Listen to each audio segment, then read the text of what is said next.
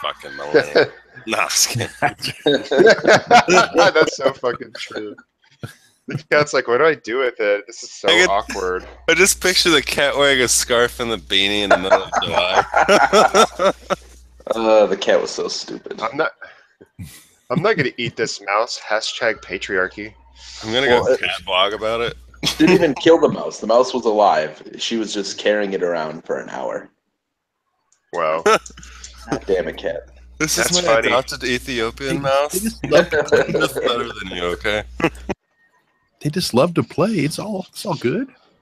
Such a pain in the ass. They like triggered the cat's base level hypothalamus reactions, but then once it had it, it didn't know what to do with it. It's just like, Yeah. That's kind of like the German Shepherd. When I say she eats them, I mean that loosely. Like occasionally she will. She mostly catches them and flips them like 20 feet into the air and catches them. It's just hilarious. I'm like, what are you doing? The mouse is like, this is terrible. And then crunches, it's dead, so it's cool.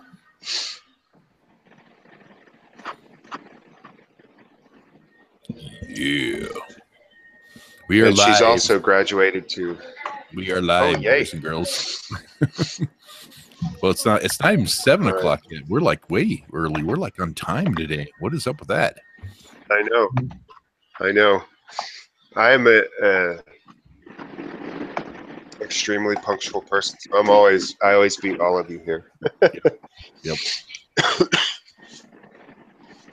So I'm very excited about starting on time.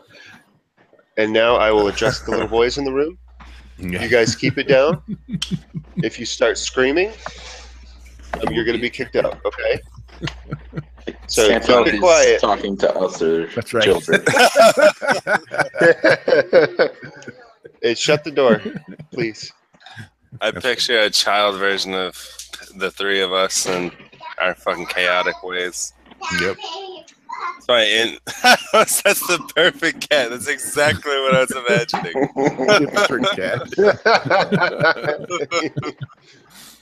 Oh god! That looks like he works at the Apple Genius Bar or whatever the fuck that shit's called. Part-time barista. Oh man, that reminds me. During the G20 summit. During the G20 thing going over in Hamburg, the little black bloc kids, like the Antifa people, were rioting to an Apple store and stole everything. It cracks me up that they literally emptied an Apple store. It's like that really tells you something about this supposed black bloc movement. It's like, we hate capitalism, but we love Apple. Right. And then what's even more ironic is that it's probably the most trackable phone there is. So it's like, yeah, we just stole a bunch of tracking devices. This is great. Yep. You'll never catch us. Every single fucking iPhone user is almost borderline that anyways, because they're like, oh my god, people jump out of windows making these for you. Okay, then don't use one. Wow, I can't do that. So don't buy it. Yeah. I have to fucking use Tinder to fucking find pussy every 2 seconds. Come on. What else am I going to do? They're like, well, God, what are those metals? Blood metals? The metal in the battery? It's like, the blood metals go into this phone. Yeah, but you have one. I don't know why that made me think of like hipster chicks and their crystals. They're healing crystals. Oh my god. This really helps with my you know. Oh. Alrighty. So. All right. So who wants to recap? No more hipster chicks. Well, I think you watched the video the most. I recapped last time. I did my time. No way. We had in the Gehenna game, we had Matt was doing all the recaps every session. Take it away, Matthew. But well, except for I wrote it down. Yeah. I was reading a prepared statement. He was reading fucking bullet points that MJ took from the video, which is totally different. Hey, those are helpful. See, I didn't even get around to watching the video this time. I'm kind of disappointed because I had so much stuff to do. I like to try to watch the video to see things that I might have missed. And so, yeah, MJ bullet points. I actually didn't get to watch it this much, this week this much either. Normally I watch that shit like 3 or 4 times. Well, we could wrap it up in Azar Kevin Kevinson got his hand chopped off, and Perrin discovered a we don't know psycho girl, Halfling assassin, who seems to kill everybody she cares about. And Relay. You guys are getting it totally twisted. That's right. She's so innocent. And you guys are just painting all this evil into her. I'm just a lonely orphan who doesn't have any family. She's totally a murderer, you guys. Yeah, she totally slit her whole family's throats. Well, it did. It's like all these people are dying around her, and she's like, and I'm so blessed. It's like, what? Family's dead, and you're saying you're blessed. Perrin thinks she's like the greatest thing in the world. Matt thinks she's creepy as shit. That's right. She's the second coming to Perrin. Yeah, Perrin's gonna make a little mini paladin out of her. Yeah. Dude, I would love a tiny little zealot paladin that's like way over the top. Like Perrin's like over the top, but then this chick comes in just like way over the top. Yeah. This is gonna be all fine and dandy till you guys find out that it's Eliza's skull is just one of the skulls. Oh man, Relay will have no problem cracking that open. No problem. Eliza, please hold still. Smash with the mace. So before we officially get started, I want everyone to go into their character sheets, and I would start with Azar because he's at the top of my list. We're going to fit your motivations into the 3 archetypes or the 3 subtypes that I have. What were they again? So I can type them in the beginning? Like the first one, mission. They should be in order of mission, struggle, goal, but yours first one is your struggle. I don't really care if you put struggle and it's the top one. Your struggle is the one that is your internal or interpersonal, like personality, character, sort of struggle between people or within yourself. Yeah. Gain a better understanding of pale magic. That would basically be your goal for all intents and purposes. This is probably going to last more than a session, so you won't get the completion crux on it, but you will get the pursuit crux if you do something towards figuring it out. And then find safe passage to Safeton would be your mission. It's sort of term goal. Now, obviously, you could make it longer term and have it find the skulls, and finding Safeton would be that. And in fact, find a safe passage to Safeton might almost function better as a goal because it is so short term. But as long as you update your mission when you reach it, it doesn't matter. I feel like I should split hairs that's less destined to be safe than Safeton. Safeton might just be the best place on the planet. Yeah, I was talking about that in the very beginning of the game when Rayleigh was like, I just wanted to go to the safest place I could think of. I was like, Safeton's right there. There's a ton of safe over there. So all right, go there. Well, the marshes that we were supposed to go to, what, the far off marshes or the far marshes, or I can't remember. Far out, man, marshes, and it was labeled as such too. So maybe we are supposed to go to Safeton. I think Safeton's a very good next step. I think we're solid in that decision. As long as it has a port. Once we get there, it doesn't even have a port. Matt, I would flip your struggle and your goal, because to me, trying to convince them to be evangelical is the interpersonal struggle, and the goal of getting Eliza to be a pretty much. Hella Just a right. matter of when, not if. So it's just me splitting hairs. Yeah, I was just putting them in the same way that they were in the correct order they were in the forum. Yeah. Oh, gotcha. So I just came over to your screen too soon. That's right.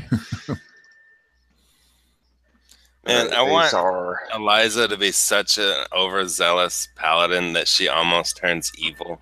Kind of like how in Berserk, how the church is totally the fucked up one. Well, that's sort of the She's well on her way. inevitability of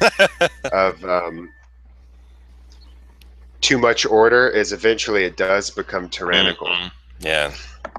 That's how I've always seen lawful good, is just basically tyrannical. lawful evil. Yep. It's the same thing. Yep. They're, I think, the most rigid characters, even more than like lawful evil. They're just, yeah. Well, because they're tough to play. Parameters. Yeah. I'd imagine, dude. Yeah. But there's a lack of parameter. Like having evil as your alignment is a lack of parameters. And as an example, take Skyrim or Fallout. Who goes around and steals everything, becomes rich, cheats to level up their skills, and becomes badass by level 10? Pretty much everybody. The stealing part, for sure. Now, when I say cheats, I'm talking about you get a crab, put a rubber band on your controller so you hold up your shield and then level up your shield while you go AFK. Jeez. You know, it's like that kind of cheat shit. Or so plays it evil. It's a lack of any sort of constraint on you. But if you play good and you don't steal anything and you never lie in your little pop-up bubbles, the game gets so fucking hard. Yeah, I actually really like Perrin's addition to the group. Like where what's it called? Azar and Rayleigh lashed out and killed a tiefling boy, and Perrin turned against his group. Whereas we're all laughing about it. As Matt, you're like, this is hilarious. But as Perrin, you're like, thou shalt be smit, foe. You should turn yourself into the guard. I knocked you out by hitting you in the back of the head with my handle of my sword. Right as Relay is smashing the kid's head. Yeah, I quickly forgot about Kevin because Relay just murdered. I was like, what is going on here? Yeah. So I did some delving into the alignments this week, and I'm like, Relay is definitely not true neutral, because the top 10 commandments of true neutral is you shall avoid lies. Failed. You shall not kill the innocent. Failed. You shall not kill murder. The innocent? Failed. Yeah. You shall not kill the innocent. Notice they said the innocent. Like, you're allowed to kill all you want. Like, as long as they're not, completely innocent. Yeah. And so then I went over to chaotic. To neutral evil.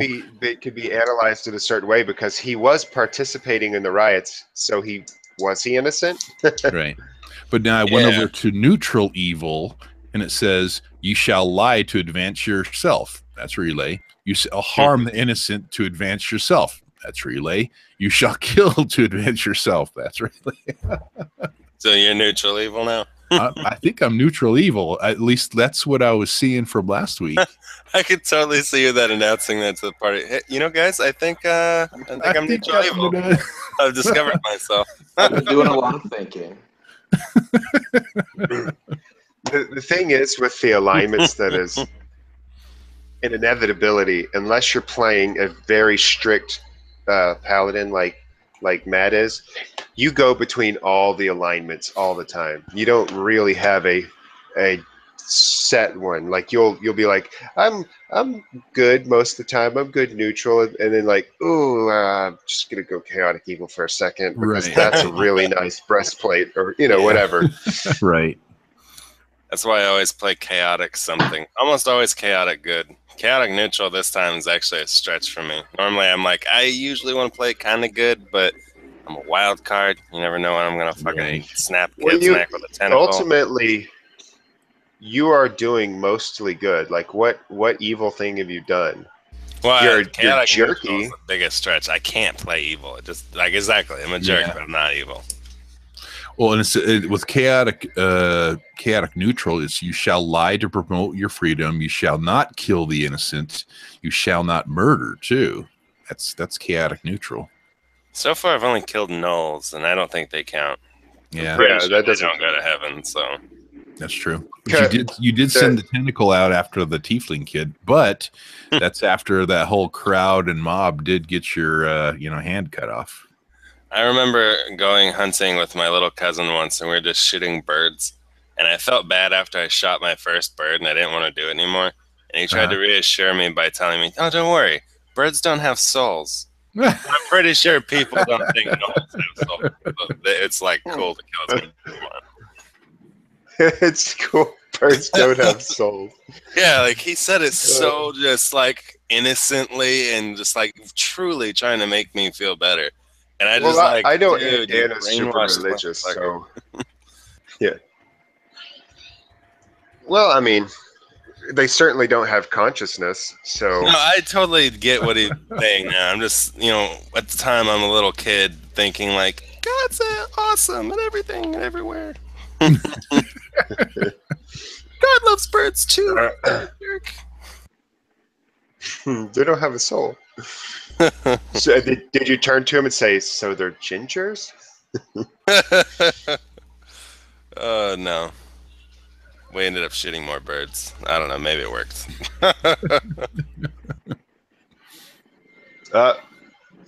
Looks like those birds have a soul. All right. So now that we've got the reestablishment of your motives, which MJ, I looked at yours, they're perfect. I get just an extra a quick recap. If you put yourself in some sort of altercation, be it physical, mental, or social, for your mission, you'll get a Crux. If you enter into a RP heavy scene where you pursue your struggle in some meaningful way, be it internal dialogue or with somebody else, as long as you show some character development, you'll get a Crux. And then as soon as you achieve your goal, you get a Crux. So it's pretty easy, pretty straightforward. We're 14 minutes in now, so I'm going to go ahead and finish up the recap and the short version. Basically, Azar and Relay it got taken over to meet Morthos. Morthos declared that they were false prophets, quoted some scripture, and chopped off Azar's hand. False scripture. Relay, summoned in a construct of Pelor, who barred the path of the mob from chasing them as they escaped down an alleyway. And then they met the old man who took them in and tended Azar's wound and also tried to talk some sense into Relay, who seemed kind of out of it. In the church, found out stuff about the curse, the curse was tied to a prison, and that if it was removed, this prison would be weakened, a magical prison, obviously. So the cleric was a little leery of removing the curse and the implications, because if something's imprisoned, it's supposed to be right. And and then he learned some stuff about liches. Actually, I think he didn't learn anything about liches. The guy was like, if you want to know about liches, find people who hunt liches. So then he went and talked to Eliza, found out that she was cursed, and decided that he would take her with him because he wants to save her, and also he thinks she's really cool. Then he left. He came outside. He found the rioting. The Sir Reginald's carriage was set ablaze. He saved Sir Reginald and Peter, the carriage driver. They managed to make their way to the same place by following the construct and then the blood trail, and eventually finding the old man's house. There was some more discussion. Everyone thought Sir Reginald Leonin was a horrible capitalist and didn't want to trust him. And then ultimately he saved their asses. fed, provided weapons and stuff for them, provided them a safe place to sleep, and has provided them with a carriage to get out of town. And a new hand for Kevin. That's right. Oh, you all just And a see new me hand really for Kevin. stiff. So it looks like I have a prosthetic hand, basically. Like, wiggle. Put some oil on I that. just want you to Everyone remember would this probably point. think it's prosthetic. Just remember this point. Relay was the first one that said the sky was evil. So you'll see. Who, Azar? No, not Azar. The Reginald. Sir Reginald. Oh. Well, you did say Azar was evil too in the very first episode. That's true. Like Relay's like everybody who comes to him at first is like, they're evil. They're evil. You're like that guy from The Mummy who's like, this is cursed and that is cursed. Except you're like, that guy's evil and this guy's evil. Yep. He like jumps to conclusions. All right. Sorry, boss. Go ahead. That's fine.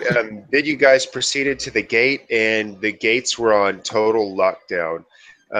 The Arithnovics were sort of shaking down everybody, basically, for all intents and purposes, stealing from everybody for the quote-unquote common good. The mobs were moving your way. The city looked like it had had a severe amount of looting go on the night of the riots. And you guys were sort of stuck. Relay, blessed be he, somehow magically summoned what, for all intents and purposes, looks like Pelor, but in a strange, disjointed way. He never even looked. He just kind of, moved you guys just over the wall and then faded from existence. It was a very strange interaction. Relay dropped to his knees, passed out onto the ground. Eliza came over, tried to wake him, and then he started speaking. Gave it to his... That would be Matt's. Just Chicago, don't worry about it. That's right. It's just Chicago. Yeah. Oh, okay, I get it now.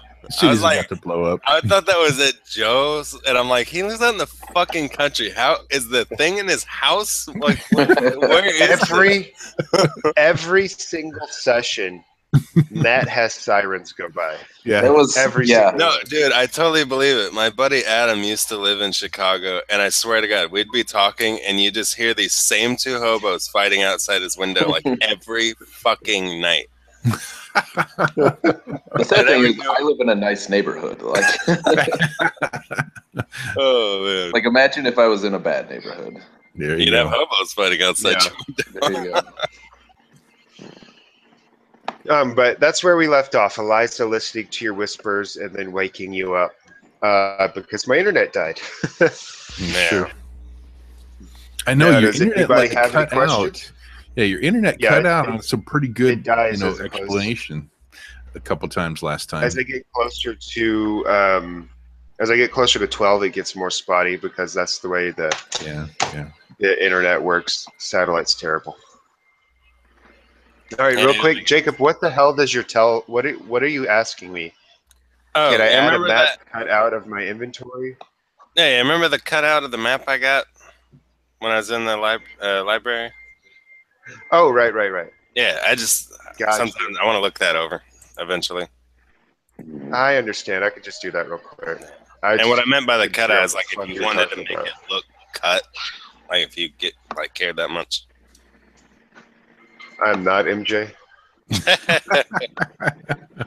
Hey, what's all bashing on MJ's organization today? Gosh. No. Hey, he bashes on you, but I totally remember like when we used to fucking role play back in the day, he had like this map that he literally crumpled like 200 times just to make it look really old and feel really old, and then like burnt the edges and snipped them here and there. That's right. Rolled it up with a leather strap to make it look like super old and crazy just to like send me on a quest to go get cookies from the kitchen. Like that's some detail. I was the best big brother is what he's trying to say. That's right. Yeah, so where did the detail get lost then?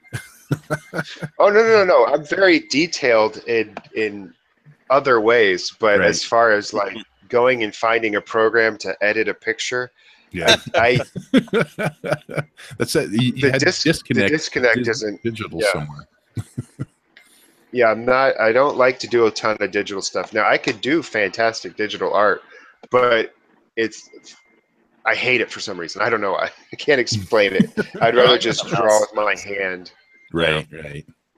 'Cause- And I'm not going to invest in one of those digital drawing pads. It's like, it's too Dude, that expensive would for be something so I do cool, too though. rarely.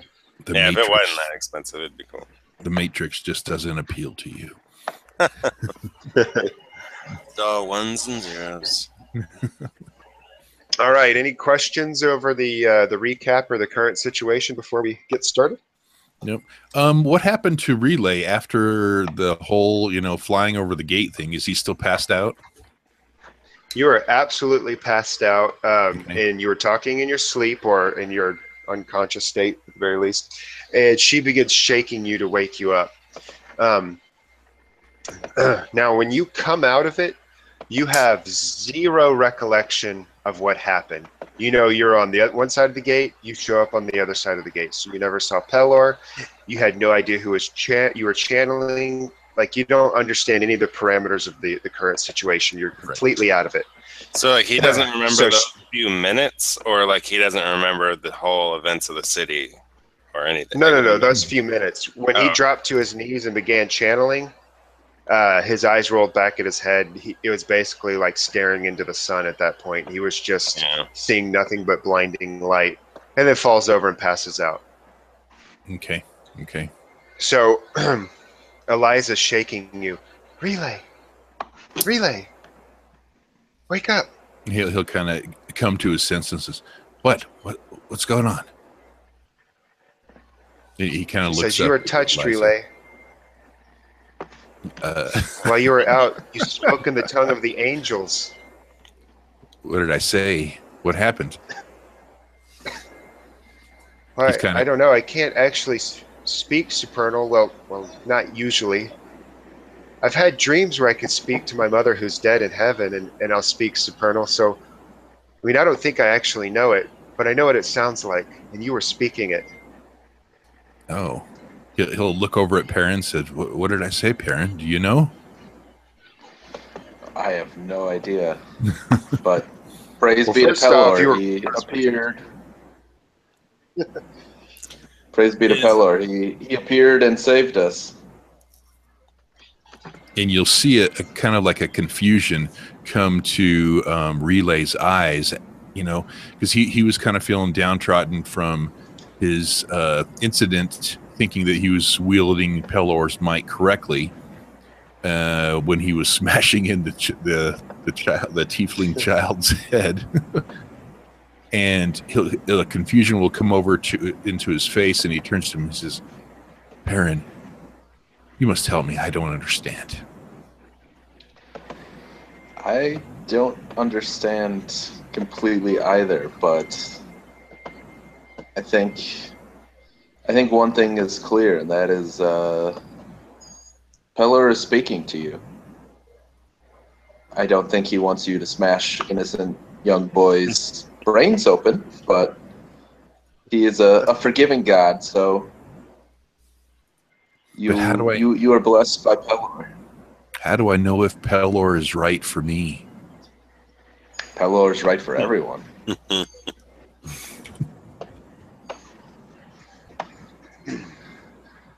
Sounds like you're going on a date with Pelor. Did he swipe left or right on Pelor? What does Azar have as far as clothing? Like, did they take all that stuff or ended up leaving it on him? You have one hand that's with a full glove, one that's fingerlessly gloved. You lost your jacket. You're in a white shirt at this moment, like a white commoner shirt and black jeans. Well, not jeans, whatever. I feel like I look like the guy from the Princess Diaries now. Yeah, probably. Basically about that. You would definitely, I'd say that's an accurate description of you. A little less, it wouldn't be that quality of a shirt. You wouldn't have all the frills and like flourishes on it. It'd be much more plain. But yeah. Well, I remove the fingerless glove and I cast it aside. as if I'm casting away my previous life and starting anew. It wasn't your Now, gloves. They couldn't be removed. I was totally lying. Oh, okay. So you take This off your is what fingerless Relay's glove. thinking in his mind. Yeah, I take it off and I cast it aside, outside the carriage. Like out the window? Yeah, and just So you take off your fingerless glove and throw it out the window. yep. Baron, go All right, so so- off and stupid on him.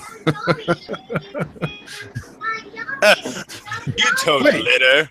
Are you sure your name is Kevin? There's no littering. There's no littering in this city.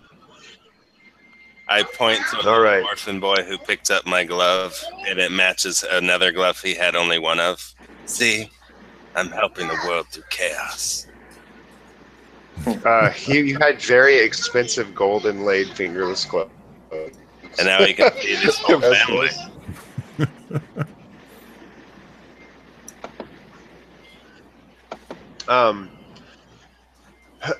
All right. Now, at this point, just for a short explanation of this how things work, Perrin has the struggle to bring light to Relay and Kevin. So at this point, you had like a really minimal. I'm sorry, Relay was actually meeting you more than halfway, so that wasn't like a big, profound scene worth a point in game. But you've pursued it in a meaningful way. So at the end of the game, you would get a Crux for your struggle. Woo! Like it'd have to be a more like it has to be something more heartfelt and in depth. You know, heartfelt in an RP sense. I don't want you to actually cry or anything, but that wasn't really a struggle between you and MJ. That was more of just like, so we're on the same page. Cool, you know. All right, Nani, keep it down. Are you going to get sent out, little girl? And Relay is more now kind of leaning towards Perrin for some guidance. And this is something new to him, because usually he would be taken off, but well, we'll see what happens. Azar, why did you remove your glove and throw it out the window? Not the one on my pale hand. The fingerless glove. Oh, I know. That. Oh, I threw it out the window. Why'd you do it? Because I'm throwing away my past and starting over.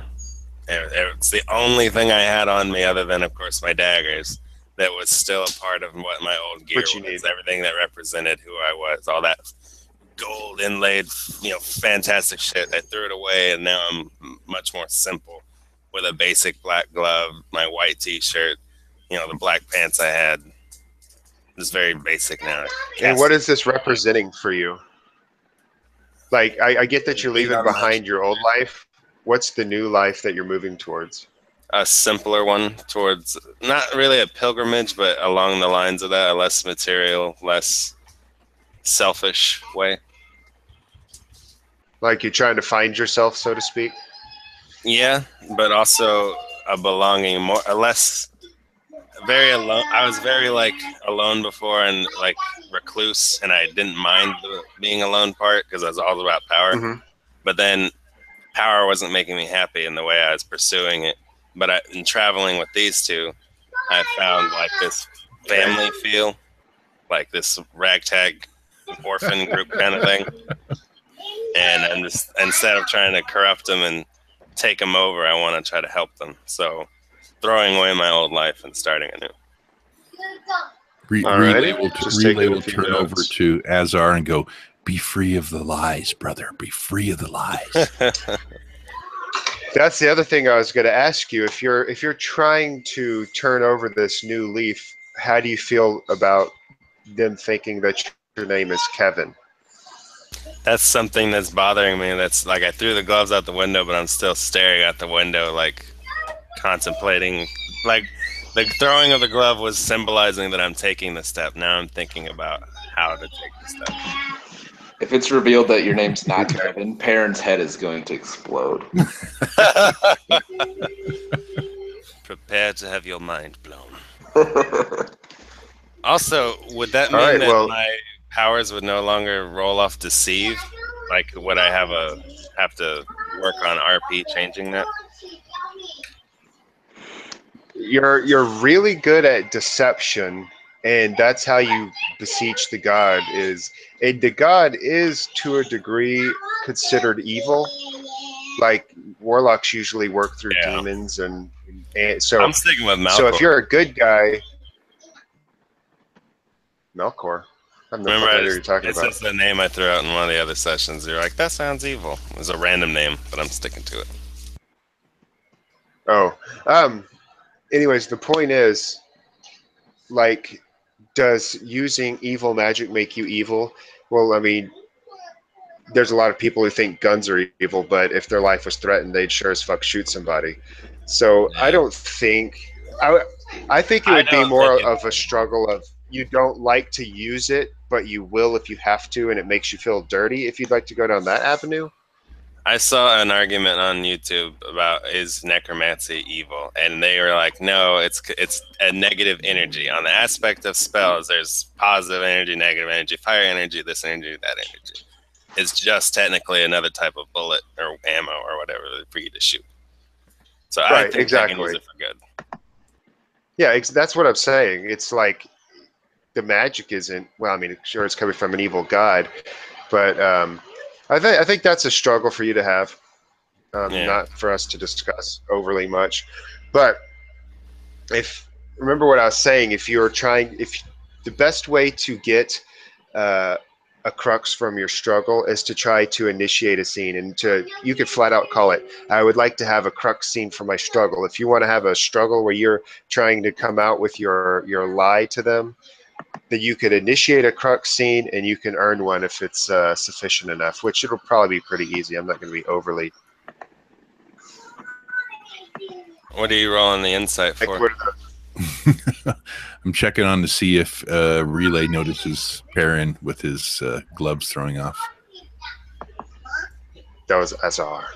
Azar, sorry, not Perrin. So Relay's going to turn over to Azar, and he's going to go.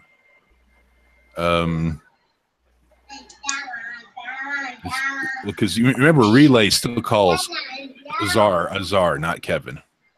Or he kind of does both. He calls them both names. He's not sure what to call Mixes them up. Yeah. So he's like, Azar, what's going on?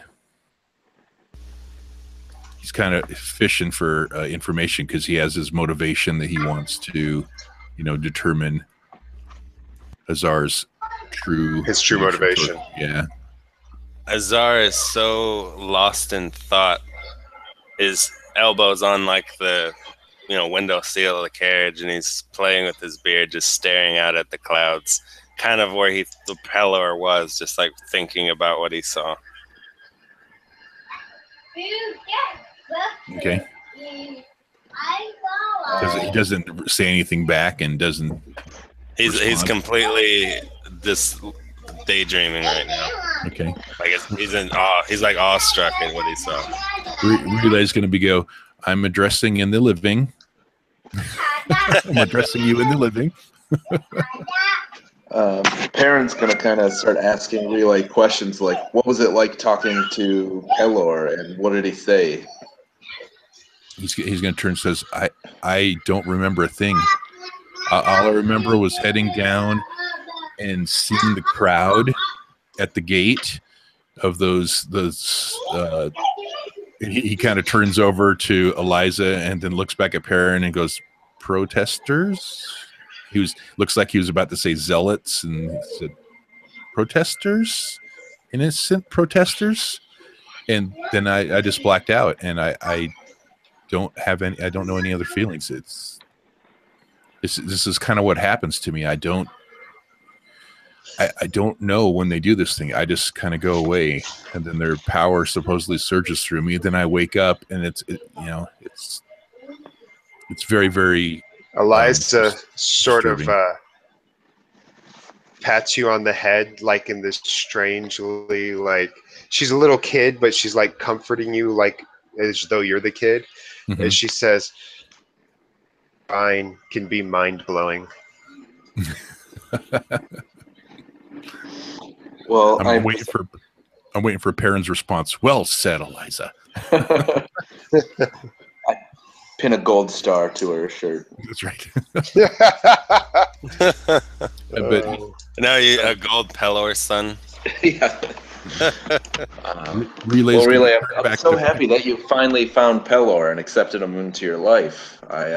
He's like, Perrin, I don't know if that's who is with me. I mean, is this curse or this gift given to me by Pelor, or is it just a joke from another god that these other gods are coming through to me to do this? I don't understand it. I'm lost, and I don't know if it is through Pelor or not, or is it? It could be Orcus. It could be anyone. I don't understand. Don't even mention that name. Don't say that name, you evil man. It's best not to even think about the Demon King. Yeah. You wouldn't want to invoke him just by mentioning him. He's like, Perrin, you don't understand. It could still be wielded through me. You need to know this. You can't just bury your head in the sand and ignore the fact that any god can spawn through me at any time. Have you tried tried? Have you He'll tried turn to praying Eliza. to Pelor, though? Clearly, he is speaking through you. Maybe you should look for him instead of just waiting for things to come to you. I mean, it's almost like, think of it as you're a temple and Pelor is coming to you to speak through you. Okay, no, and I understand that, Perrin. It's just I have no control. Did you see how I had no control over what just happened? And did someone explain to Relay what had happened? Yes. Yeah, we flew through the air. It sounds to me like Rayleigh, yes, he is a temple, but he fears being used as a weapon. Right. You have to have faith. If you don't have faith in anything, you're never going to figure this out. What's the harm in trying to find Pelor? Pelor might keep you from being wielded as a weapon. Yeah. I mean, a weapon in the right hands is a defender. Right.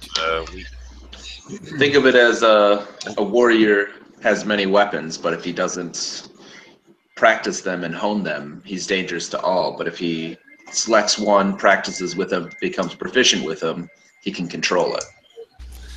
Look at the blade Perrin wields. In his hands, it defends the good and the poor. And look at the blade in the hand of Malcor, and I hold up my stubby hand. Mm-hmm. Look what they did to me! I wiggle my hands all like mortisy, like they're really stiff. Yeah, and you can see actually that from Perrin that Relay is soaking up the information, and he turns and he looks at Perrin in the eye and says, "So I could stifle it by choosing a god. That makes sense. If I'm only a conduit for one, maybe the others will leave me be, even if they were not, if the one god that I'm choosing is not the creator of this curse to me." Is that what you're saying, Perrin? Have faith in Pelor. He can protect you. But we've been traveling, as I've gone on my travels, there's been lots of priests saying that there's been no sight of Pelor. What has been going on? You're a paladin of Pelor. What has been the story of why Pelor has been vacant from our world until now? I mean, I summoned a guardian. Eliza chimes in and she says, "He's not gone. He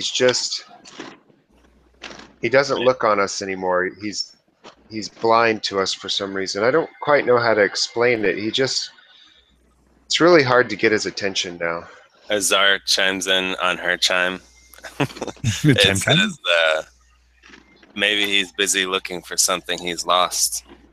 something that's forgotten its place. And I look over to Relay. And Relay's going to turn back over to Azar and says, Azar, do you believe in Pelor? I look back up to the sky. I don't know what I believe. I look over at Perrin and crack a half smile. Maybe Pelor hasn't abandoned us. Maybe men have abandoned Pelor. That's true. Ooh, I like that. Yeah. I like That's that. That's a actually- good twist. That's that's good. That's real good. Yep. I think So, you yeah. should get a Crux point for that. Okay. There you go. Then the Relay's going to turn over to Perrin, and so Perrin. Perron. Perrin. Listen, Perron. I haven't done that in a while. Perrin, teach me in these ways. Eliza, teach me in these ways. And he kind of brings his hand down to Eliza and shoves the little piece of hair across from her eyes. Teach me. I would love nothing more than to be, only a conduit for one God, and not have all these things happen, but then know when these things happen that I black out from, that I know that it's only coming from one God.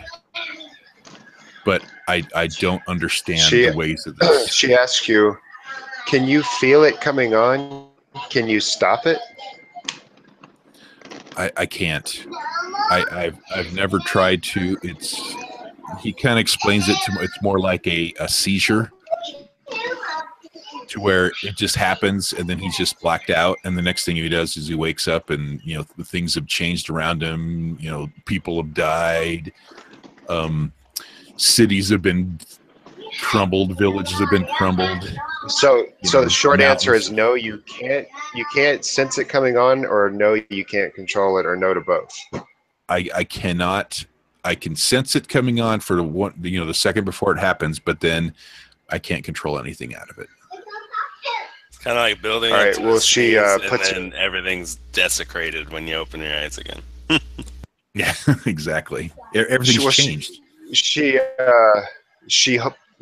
holds your hand and she says, "Well, you have to try. This is to try. You have to stop it." I have to stop. I know it. you've been searching for a long time. Have you tried? It feels like you've been running. This is an opportunity for you to stop running and to finally embrace something. Well, I haven't tried to stop it. Just exactly like you've said, Perrin. I've been running from it and trying to hide from it. But no matter where I go, it just always seems to find me. And when the situations in life start getting out of control, is when it manifests even worse. And for instance, we're at that crowd, Azar, and they had me hoisted up in the air, thinking I was some sort of what do you want to call it? A staple to their religion Prophet. or whatnot, a prophet to their religion, and I could have instantly summoned down demons, and they could have eaten the whole entire square of people, and I would have had no,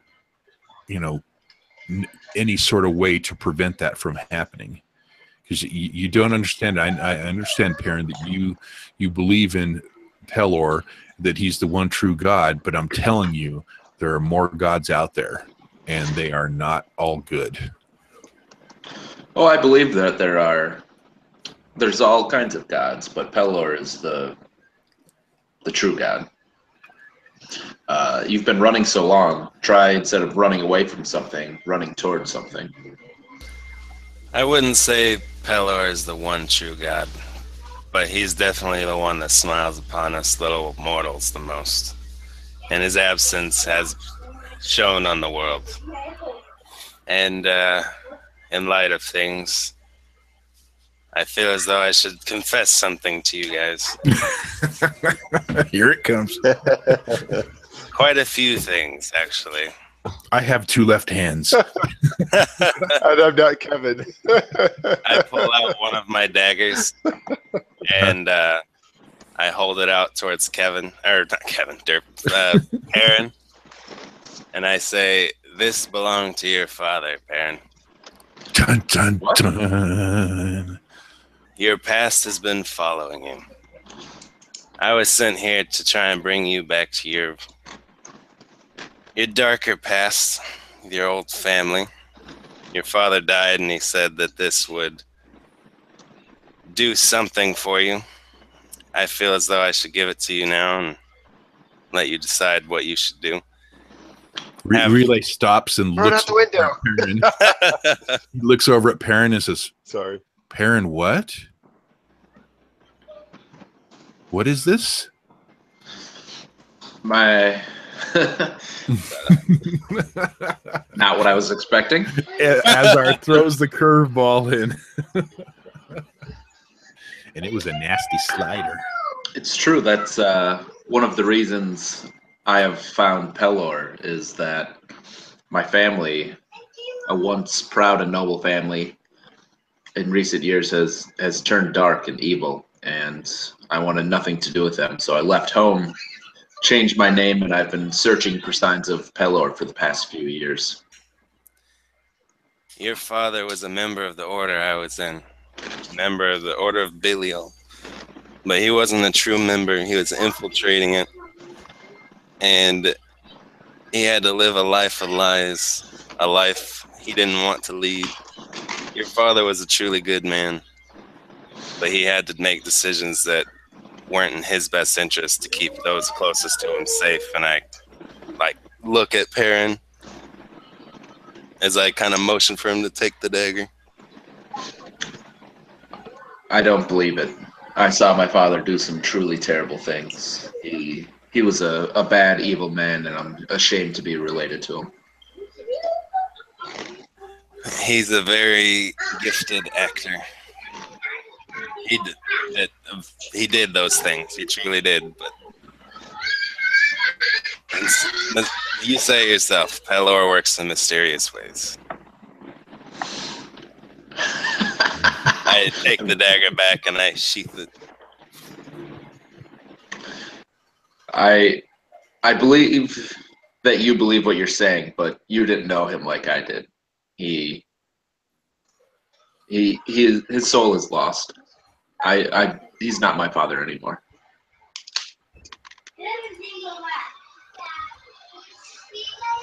Someday, Eliza pipes in and she says, he might have meant well, but there are a limit to the actions that can be considered good. Shh. Go find your blanket. His soul is lost, and I spit out the window.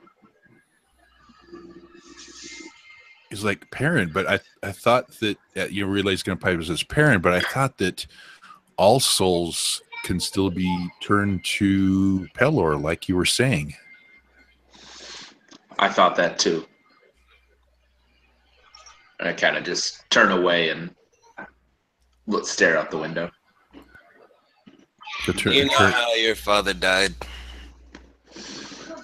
I don't know. I don't want to know. He died of a broken heart. Oh, God. I just smile kind of warmly and look down with this, like a subtle nod, and I leave it at that.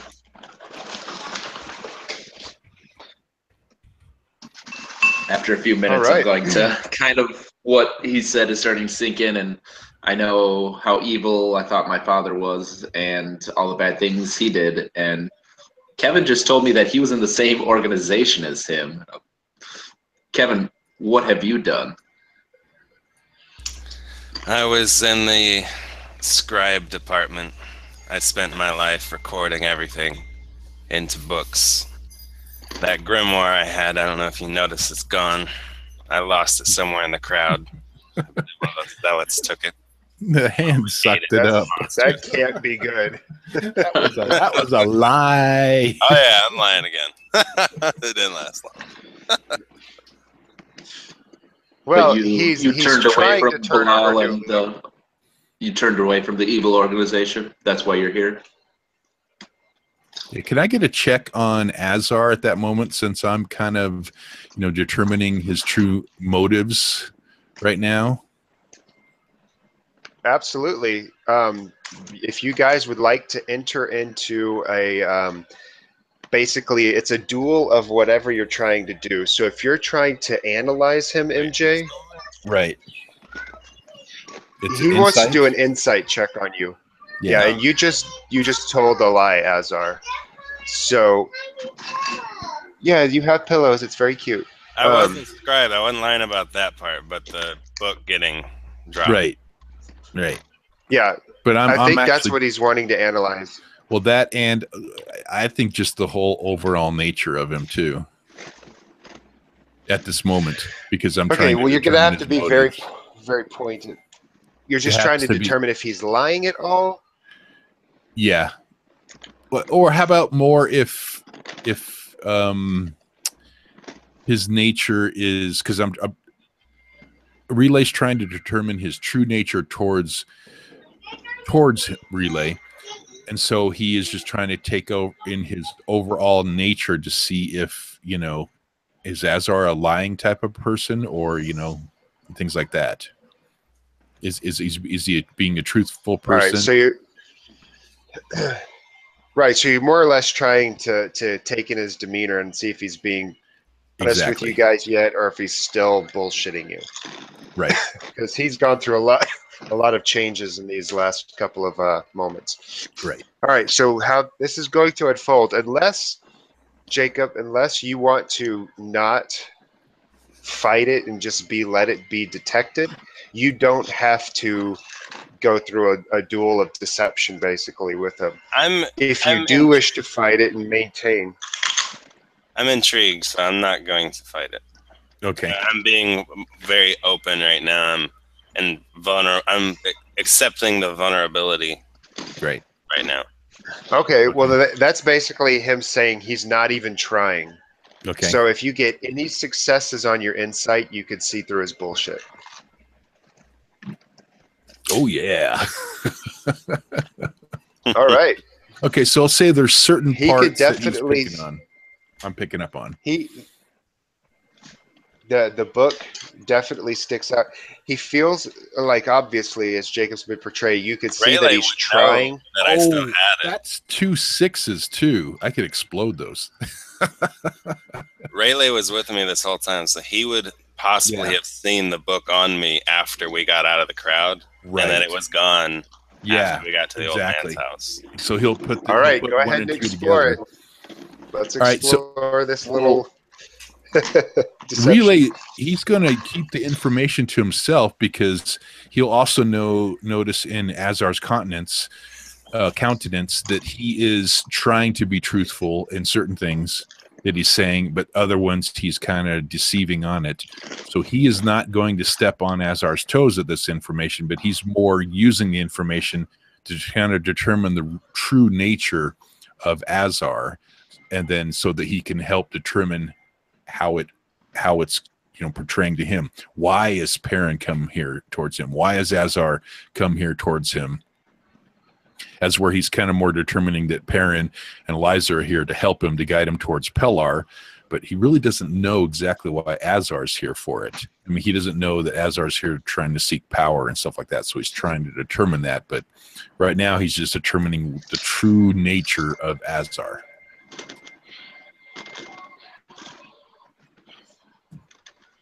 I don't quite understand the question, because you have such a no, it wasn't a question. It was a statement. It was a statement. Okay, so when you do the insight to him, and you notice that he's lying in some areas, are you going to address it? Nope. I'm just going to internalize it and keep the information directly to Relay, to not step on Azar's toes. Okay, so.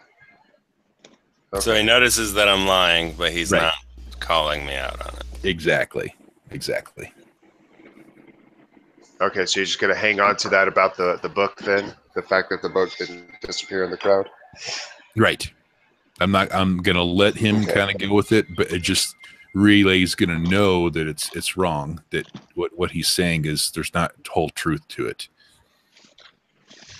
I'd like nice. to do an insight check on Kevin as well to see if I feel like he's repentant from his old days. I know that I mean he deceived me at the gates when we were entering the city, so I think his name is Kevin. Like I'm pretty hook, line, and sinker on it, but just kind of want to check to see if I think he actually feels bad about his old ways, or Are if you he's asking me or doing a check?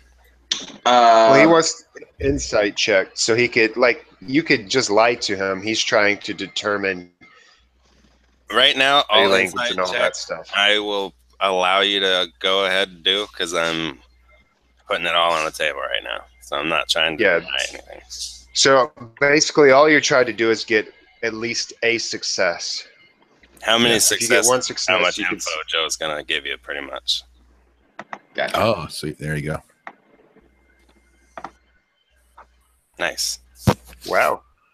Ooh, that's 2. 2 bits of info. That's Jacob? success on both. How honest have you been, Jacob, about turning over and starting a new life? Very honest, like a drastic amount of honesty. All right. All right.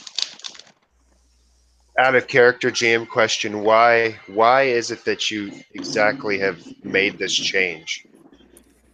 Seeing Pelor, seeing a god actually physically interfere in our lives showed, whether it was because of Rayleigh or not, it showed that the gods give a shit. And that was one of the major reasonings for Azar's feelings towards the gods, is that they don't give a shit about the lesser workings of the mortals around them. They just get, they use us as pawns, but then whether he used us as a pawn there to get us on the other side to help us on our journey or whatever, like he directly affected us. And it's like, what?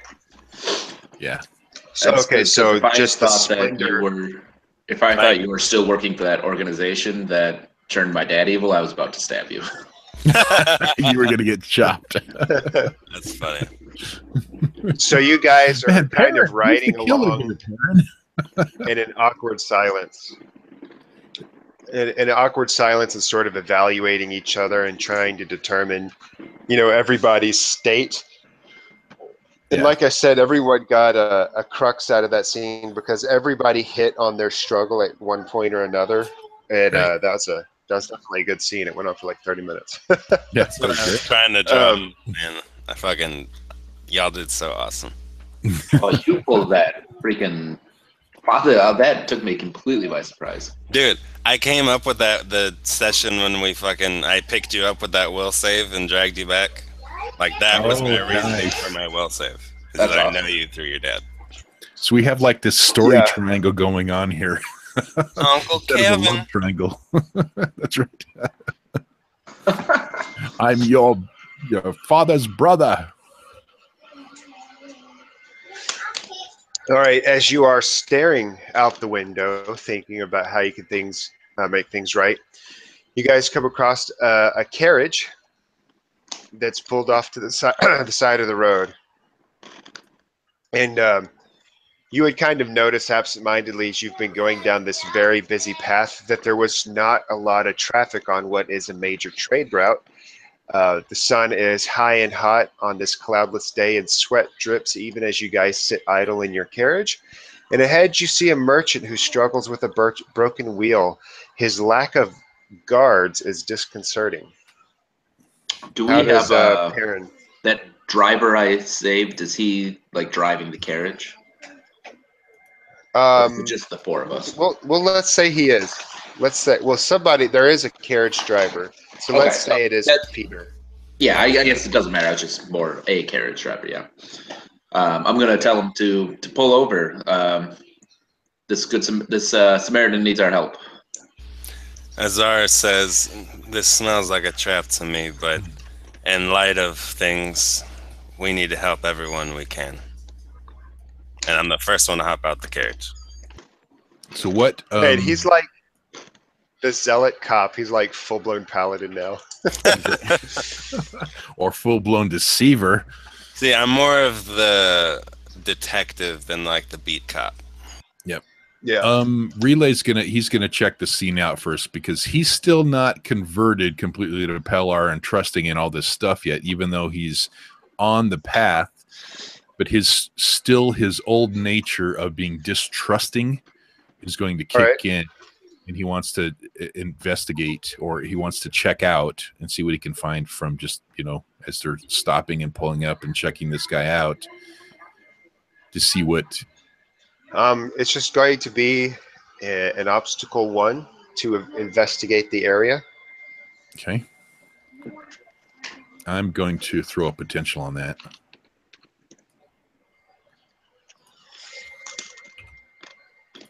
Yes. Nice. You'll receive a bonus. Hey, you don't seem as, it doesn't seem as though it's any sort of ambush. You don't see any additional tracks in the ground. You don't see the telltale signs of someone trying to wipe it away with leaves as they run off the road or something. You see the guy's tracks come to a halt here. You actually see where the wheel apparently broke. It drug through the gravel as he pulled off to the side, and then he had to get over here and try and fix it. You can see that he's sweating profusely as he actually is struggling with this wheel. Everything says genuine to you as you evaluate this situation. And you actually kind of, I would assume, feel sorry for this guy. Right. Relay will tap Azar on the shoulder and go, Pellar works in mysterious ways. I laugh way too hard at that joke because it's so much. That you guys are saying that now too. That's exactly what I'm like laughing at, and just like the stress is kind of leaking out, and I'm just like relieved, extra relieved. Perrin gets mad because we're like stealing his lines. All right, so you guys, father just so proud of his Pellarite children. That's right. The car, your guys' cart carriage pulls up next to this merchant wagon, and he stands up and begins like wiping his hands with the rag because they're kind of greasy from messing with the wheel, and he gives like a little wave. What do you do? Relay jumps out and smashes him in the head with the mace. I'm kidding. I'm kidding. It's going to be an op 2. Jesus. Doom. Doom. Oh, got it. Can I oppose his check? Like reach to like him in time? He's dead. No, I'm kidding. I'm kidding. I'm just kidding. I'm not going to make him fly out. Not after that great. I'm not going to be like, oh, here's a Doom. Would that have been a way you could have used Doom? Oh shit! Played upon my muse like that and done that? Oh yeah. Like no, you actually do that. you do that. That's exactly what Dooms are for. Is to take advantage of musings, take advantage of all kinds of stuff. So it's kind of like it's like a way to compel, then, right? Yeah, it works like compels. It's just a tool by which I can ratchet up any situation. Because you lowered an obstacle. Yes. And you took that bit of your fate and you paid it back to the GM so the GM can bring it out later and use it against you. Okay. Must be equal when the good. Now that I got that information, so I wish I'll temper my musings. Possible. I'll walk over to the stranger and say, "Good morrow, stranger. Looks like you're having some problems with your wheel. Do you have a spare?" He's like, "Yes, I'm trying to get it on, but I'm an old man and not built for this sort of things." Relay will step up and go to his side. "Take a seat, old man. Let us handle this for you." Praise be to Pellar. He sits back and he lights his pipe and he goes, "Are you guys coming from Devarnish?" We are. We're on the road to Safeton. Where are you headed? Oh, I'm trying to get back to Verberbonk. I had only enough money to... What? I said, Azar says, "Oh, is that how you say it?" Verba Yeah. He says, "Yes, I'm heading back to Verbank. I had only enough gold to pay for merchant guards to get to Devarnish, but when the city was seized in revolt, I had to flee. Otherwise, I would have my by those damn Arithnovics. So now I have no guards. I'm alone, and I'm trying to get back to Verbank, and from there, you say you're going to Safeton. I might be there, but I can't sell them in Verbank anyways. Maybe up to Chindle." I'll pay you a hefty sum if you take us all the way to Safeton, and we'll fix your wheel. Ooh. He raises his eyebrow and he said, I cannot possibly pay you or take your money if you assist me. But I'll tell you what, if you will work as my merchant's guard, I will take you all the way to Safeton with me. And I might even reimburse you. Jump Without in, might even- get sell well Perrin. enough. Jump in, Perrin. Friends, we already have a carriage heading to Safeton. Maybe Well, it's his heading to carriage could ride Verbank. behind. He's heading to Verbank. We're heading to Safeton, right? No, you guys It's are on the all way. heading to the carriage. Last night, Leonin sent you his carriage to take you to Verbank, and then he said from that point you're on your own because he has to Right. have his driver come back to Gotcha. him. For some So he's reason, I thought giving we were you a headed way to- out of town. Relay- I thought we were on the road to Safeton already. My bad. No, we're going over bunk. Relay's going to let's- turn to Eliza and put his hand on her shoulder, and from some of the things that she's taught him along the way, and she's said to him, he's gonna turn back to the merchant and say, "Good sir, we shall definitely help you out and assist you in your dealings here to take us there, but we will refuse payment as our services come from our deity Pellar, and we will help you in this way." Our deity, Pelor. Fucking group. Yes. Eliza is just. I'm sorry, Eliza is beaming. She's just like looking up at Relay. The driver calls from the top of your carriage. He says, "Well, then, are my services no longer needed here? Shall I?" No, as in we Furnish? will help him. We will serve as his guard. Right. For no charge. The driver of the carriage you're in from Oh, Devarnish. yeah, okay. As Gotcha. Azar walks up to Peter and hands him 20 gold coins and says, "Your services are no longer needed. Go ahead and have one on us." You have 10. You had 10 gold coins in your pouch, which came from. Oh, I thought you said it was like To a him. value of 10. It was like a stack of gold or some shit. I was giving him Okay, like a value of alright. 1 or 2. A value of 2.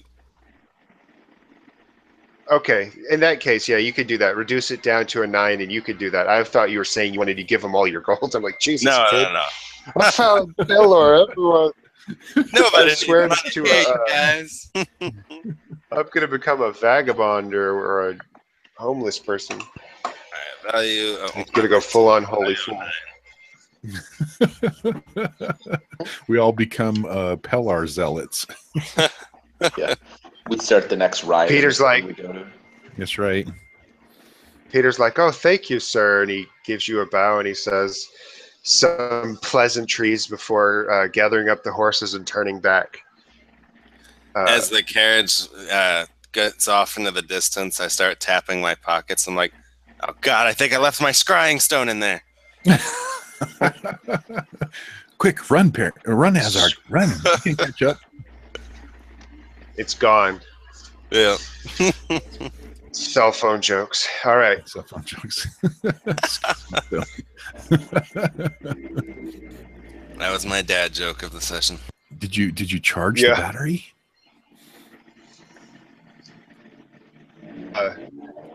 You guys take over the changing of the wheel for him then? Yeah. He sort of sits on this log over here and gets out his his flask of water, not alcohol. He's thirsty. He's drinking, and he kind of laughs and he says, "You know, it's my fault for procrastinating a month while I still had the gold, but nope, I waited, and now the city's in revolt, and I'm stranded. So I must thank you." And after he says that, Eliza kind of just talks, and she says, "Idle hands are the work of devils. Thus you reap your reward." I look at my new hand, kind of frown a bit. and he looks back over his shoulder at her and goes, "She's charming." And she starts laughing hysterically.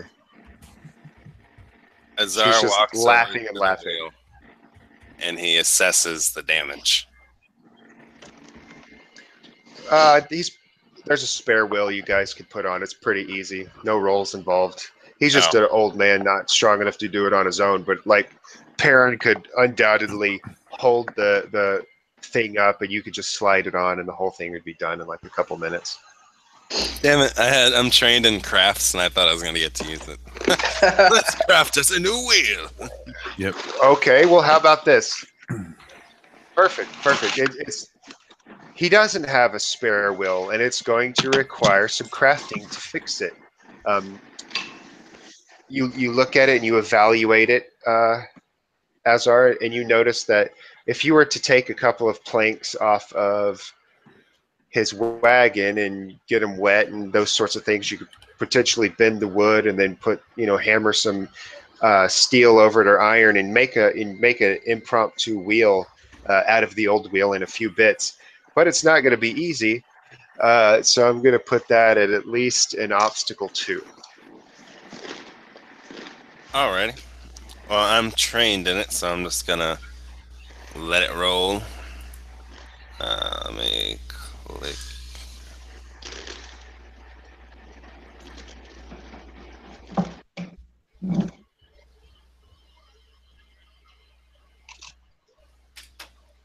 Oh, my bad. Sorry, my boss texted me.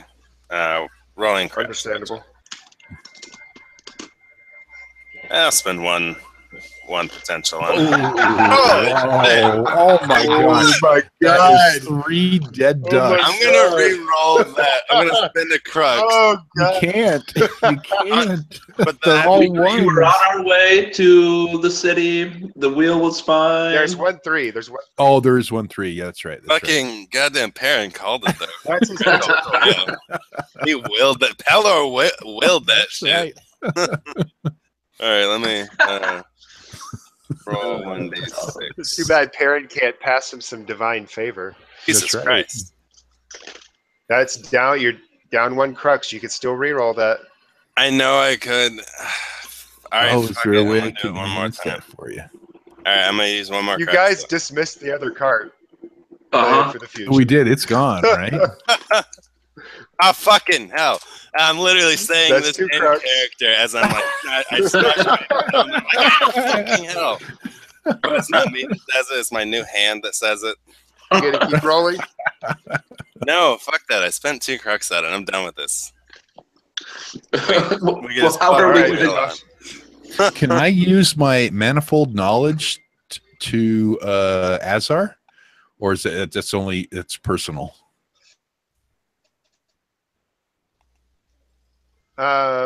Manifold knowledge for one anybody of in my any charged non-combat spells. situation. You could just basically just offer him, like, you basically put your hand on his shoulder and say blah blah blah blah blah, and sort of like channel wisdom, and so you could, if you check off one of your Daily spells, right? Or charged, charge spells, yeah. it's a charged spell. It's a Roll charged another spell. one. Roll another one, Azar. Don't fail this time. You can have one more roll. Oh, really? Yeah. I'm gonna roll my 4th one. 1d6. No, Jesus! Oh my god! Oh my god! I wasted I a charge spell on that one. I Come on. smashed my other finger. And I'm like, God, fuck it! And I just chunked the hammer off into the bushes on the other side. That is 3 twos. It's like I chunk it down this way. It's like fucking gone. Peter, come back. Okay. You rolled 3 ones. Now You 3 have- twos. You could succeed at a major cost, or you could fail. What kind of major cost am I looking at here? So if you fail, I think we're stranded in the woods. It's that's the going to whole- be major fun. Remember, look at this I'll do aspect it. here. I'll accept Almost it. no traffic on this major trade route. Yeah. I'll accept the bandit. You mean the major ambush. consequence? Yeah, the bandit ambush. Let's do it. No. You're sitting there, and as you're trying to bend the piece of wood in place, and you're holding it with your left hand that got cut off, which is your Good weird hand. hand. Yeah. And you're sitting there hammering it, and you slip and you smash the thumb on your weird hand. Now, first off, My that's head going bleeds to give over. you the light wound of angry. So you have angry right now. Yeah, This I'm is already going to cussing. drive you into anger. Yes, absolutely. But when you smash your hand, your weird hand actually flexes and rips out of the glove and starts screaming, "Ah! Ah!" And nobody can miss the fact that he has a hand that's twice as big as his other one, lanky, weird, creepy, gray, pale skin, and it's screaming like a woman being murdered. What the hell is that? Relay turns over and smashes Azar's head with his mace. I'm like choking my wrist. No, better yet, he turns and smashes the hand with the mace. The hand consumes the mace. It sucks in. All right, so in all seriousness now, what are you guys actually going to do in response to his screaming hand? How does Azar respond? First. Azar's mad. He's like flinging his hand around. He's like scream. He smashed his thumb, so he's like cussing and not even quite fully aware that his hand ripped out and is screaming in pain too. So Yeah, you but guys what got a is couple of wrong seconds with your where hand? I'm like not even hearing Perrin or Rayleigh freak out. I'm too busy yelling at my hand and having a conversation with it. Well, if you had just fucking let me hold it the way I wanted to, I wouldn't have smashed you. But you gotta try to itch yourself while I'm trying to fucking hammer this wheel so that we can keep get out of me here. in prison. You're You not in keep me prison. glove prison. You can't. No. Oh, It's dark. Jesus. It's always Sometimes I want to prison. come out. It's always prison. It gets scary in there. It gets really scary. It's scary It's out dark. here. Sometimes out here. Everything's scary. I'm terrified. You're not helping me here. I'm gonna start yelling progressively from quiet to louder. Kevin, Kevin, Kevin, Kevin!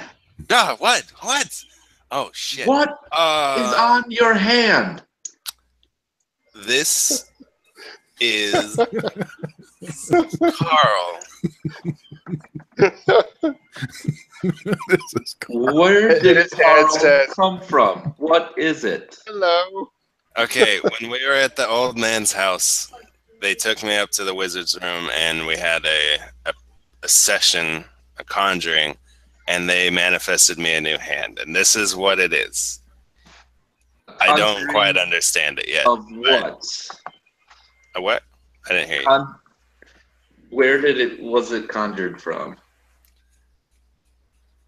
I'm not sure, but it was a blast of light. And it's white, so I'm guessing it's good. And it hasn't tried to kill anything yet. I'm going to Lies. roll Are you some purposely insight to see if I actually think this is a hand that came from good or if it's a hand that came from evil. Relay's going to reach out and grab Azar by the wrist and hold the hand up in the air. Yeah, So he can this get a thing might get good chopped look at off it here. and also I know show that's Perrin and Eliza. Okay. So, Perrin, you're trying to analyze the hand straightforward. Azar, I'd are like you to going to yeah, try kinda like to? pray and see if I can see if it's evil or not. Well, I'm Okay, you want to... Not sure it's evil or not, so I can't really fight it if I don't know either. Okay.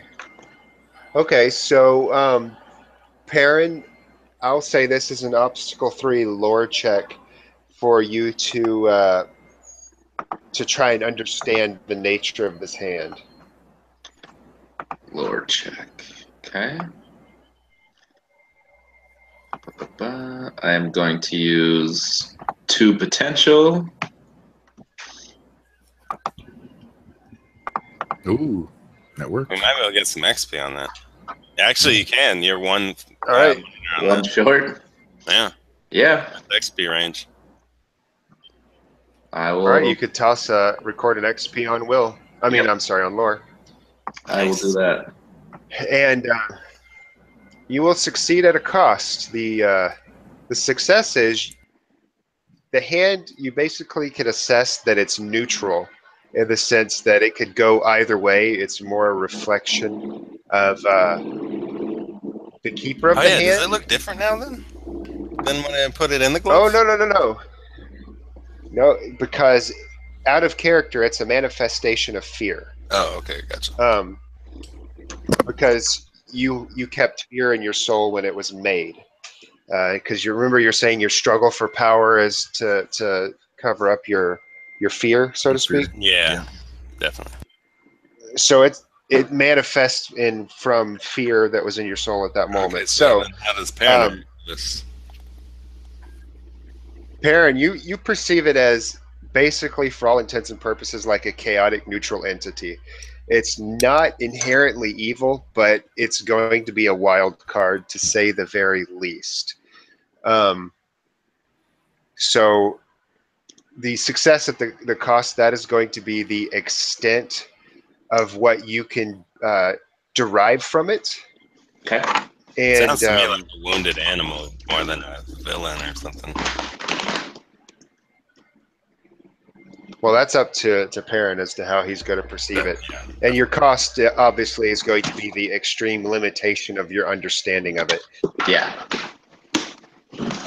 You don't even know as a wild card. Well, then what does Rayleigh do since he's holding my wrist right now?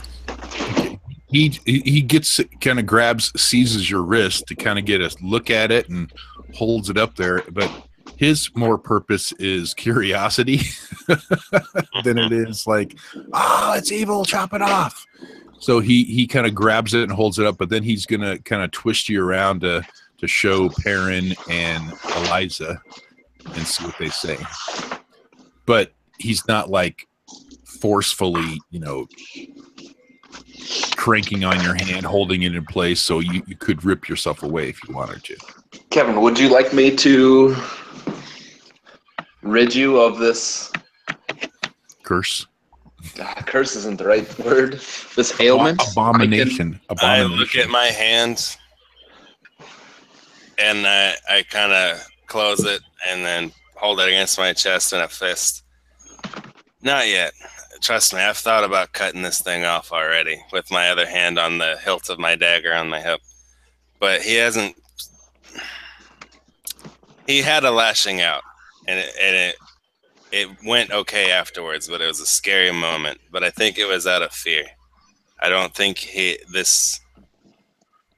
Carl has intent to harm anyone intentionally. Carl. Relay's gonna kind of look at the hand and see the mouth on it. He's gonna go, "Hi, Carl," as in like, is there a response? The way it responds is it balls up and more or less hides. Like, you get the literal impression that it's hiding, and it doesn't respond. Yeah, that's when I clench it and hold it against my chest. And Relay's going to pull the hand back out and undo your fingers. I open my hand willingly, kind of like letting him. And he's going to go. It whimpers. Hey, Carl, it's okay. You can come out. No one's going to hurt you here.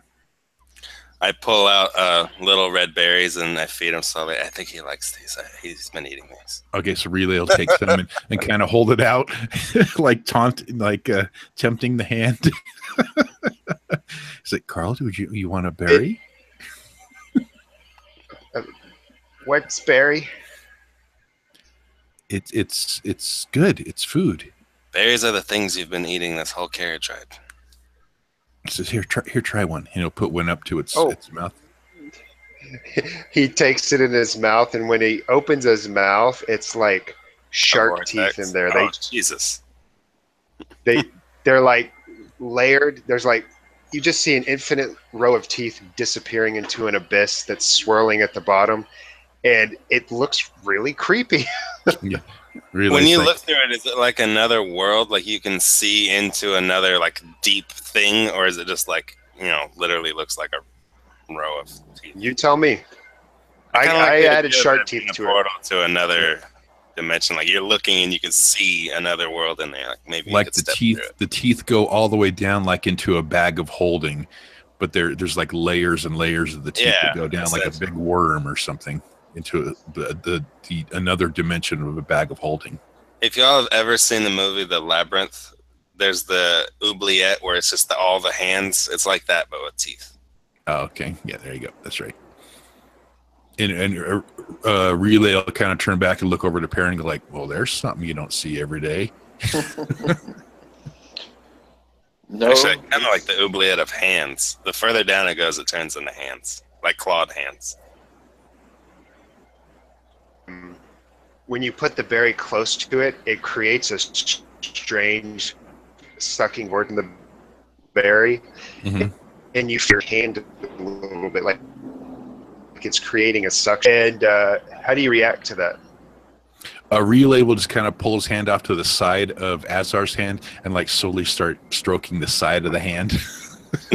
I pull my hand away like, dude, I can still feel that. That's weird. No, he's not releasing your hand. He's got a grip on it to keep it in place now. He's like, Eliza, come over here. Check this out. How does this is really cool. When you try to introduce Eliza to it, I lash back and pull my hand away. I'm like, no. Oh, God. I'd hate to see what this thing would do. When I said this hand lashed out, it almost hides behind Perrin. Hides behind Perrin. I like lashed out and was like, no, but then I was like, oh, okay, I'm sorry. I didn't mean to lash out. Like, okay.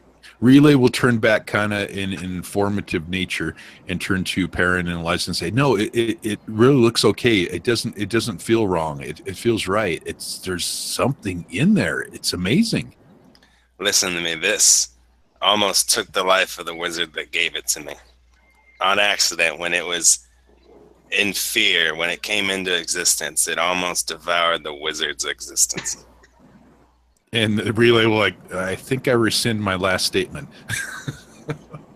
I kind of grab a piece of like the carriage tapestry, and I rip it off and I wrap my glove around it, and it looks like kind of like just a ball of cloth in a fist. Relay will turn to Azar and like, why are you trying to hide it, Azar?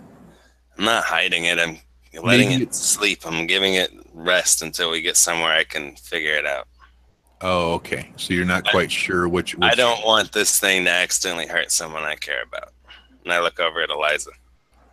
Okay, Relay's going to ask for the story of how this all happened and why it happened. I explained the events that went down at the wizard's house in detail to everybody at the party, including little Eliza. Relay will turn to Perrin and says, Perrin, is this Pelor's will? Liza, is this Pelor's will? I don't know, but I would chop it off. It seems Is what Liza says?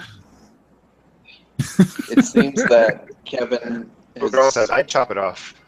It seems that Kevin has been making strides and is coming to Pelor, so I can't see this as a bad thing. If Pelor has been shining on him recently, this must be a work of his, in some sort of work of his.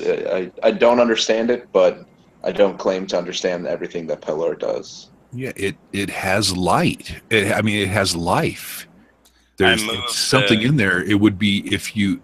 He turns to Eliza and says, "If you cut it off, would you not be killing an innocent, drawing direct connection to him smashing the tiefling kid's head in? I think it's something for us to keep an eye on, that's for sure. And Eliza peeks her head from around Perrin, and she looks at the weird hand, and she looks up at Azar, and she says, "Well, tribulation is a gift from the gods, I guess." Creep. I kind of moved the cloth on my hand to reveal the mouth, but still keep the hand for the most part covered. And I asked the hand, like, so how do you feel about all this, Carl? He sort of buttons his lip really tight, not to want to talk. Relay will come over to it again there, and he'll say, "It's okay, Carl," in a nice, soothing tone. I've been in times where I've been scared too, and I probably could have handled my situations a little bit better, but it's okay. It feels better to talk. Azar, you can feel, because you have some sort of connection with it, beside obviously the physical connection through the wrist, that there is anxiety building in it. It's basically had too much contact. I cover up the hand. It's about to have a panic attack. I cover up. How do you react to him suddenly covering up the hand? Relay. He'll turn to Azar and say, "Is he okay?" He's stressing out right now. I think it was the hammer hit to him and the sudden appearance of other people in existence, and you're so interested. He's just overwhelmed right now. He needs. I completely understand. Perrin, Eliza, there's life in there. I kind of tucked my hand in my pocket, and I'm just gonna walk around with one hand in my pocket from now on. Yeah. And Relay's kind of like in a moment of amazement. As he walks past you with one hand in his pocket, you hear coming from his pocket, "Oh, you farted." Smells down here. Great, I'm never going to be able to blame it on the dog now. That's right. Did you see that pink elephant? Quick aside, completely unrelated to the game, my 5-year-old son the other day has an epiphany, and he turns to his mother and he says, "Farts go through shorts." Dude, you should blow his mind by telling him every time you smell a fart, that means particles of poop are in your nose. They've touched the sensors in your nose. Yeah, I'm not going to go for that level because oh God, he's very analytical and worries about stuff, and I could just imagine it gets crazy. Oh my God. Stays up all night thinking about it. Right after the whole, like what Perrin said with the spare wheel, after all that effort, we figure out there's a spare wheel this whole time. Yeah, right. No, you managed to fix the wheel. It just, the major cost was the whole stuff. Whole revelation. All right, so then are we fixed up and heading out? Yep, you guys are on the road. The merchant hops up into the driver's seat and he goes, "Oh, I totally lost track of it. I'd never introduced myself. My name is Wilhelm Vorakai." Nice to meet you, Wilhelm. And I hold out my creepy hand to shake it, and I'm like, "Oh wait, hang on." And then I hold out my other hand, my correct one, my left hand. He just eyes your hand suspiciously and avoids shaking it, obviously, and that's kind of the tell that you were putting the wrong hand up, because he's looking at it like, "I'm not fucking touching that." And then you put your other hand out, and he shakes it. He climbs up into the driver's seat. After the exchange with everyone, he hops up in the driver's seat, and the horses gives him a little whip, and the horses set off down the road. Before we climb into the carriage, like as Eliza jumps in and Rayleigh jumps in, I turn to Perrin and I take off my my little scabbard belt with my 2 daggers on it, and I hold them and I look at them, and I give them to him, and I put them to his chest and kind of like make him take them. I'm like, you do with these what you will. These come from the past. Both daggers? Yeah, both of them. I thought say only one was from his dad. one's from his dad, the other's from me. They symbolize our past. And I was saying, like, you know what your dad's done, but in light of what I've said, do with these what you will. I'm not going to need them anymore. I'm not going to be killing anyone anytime soon.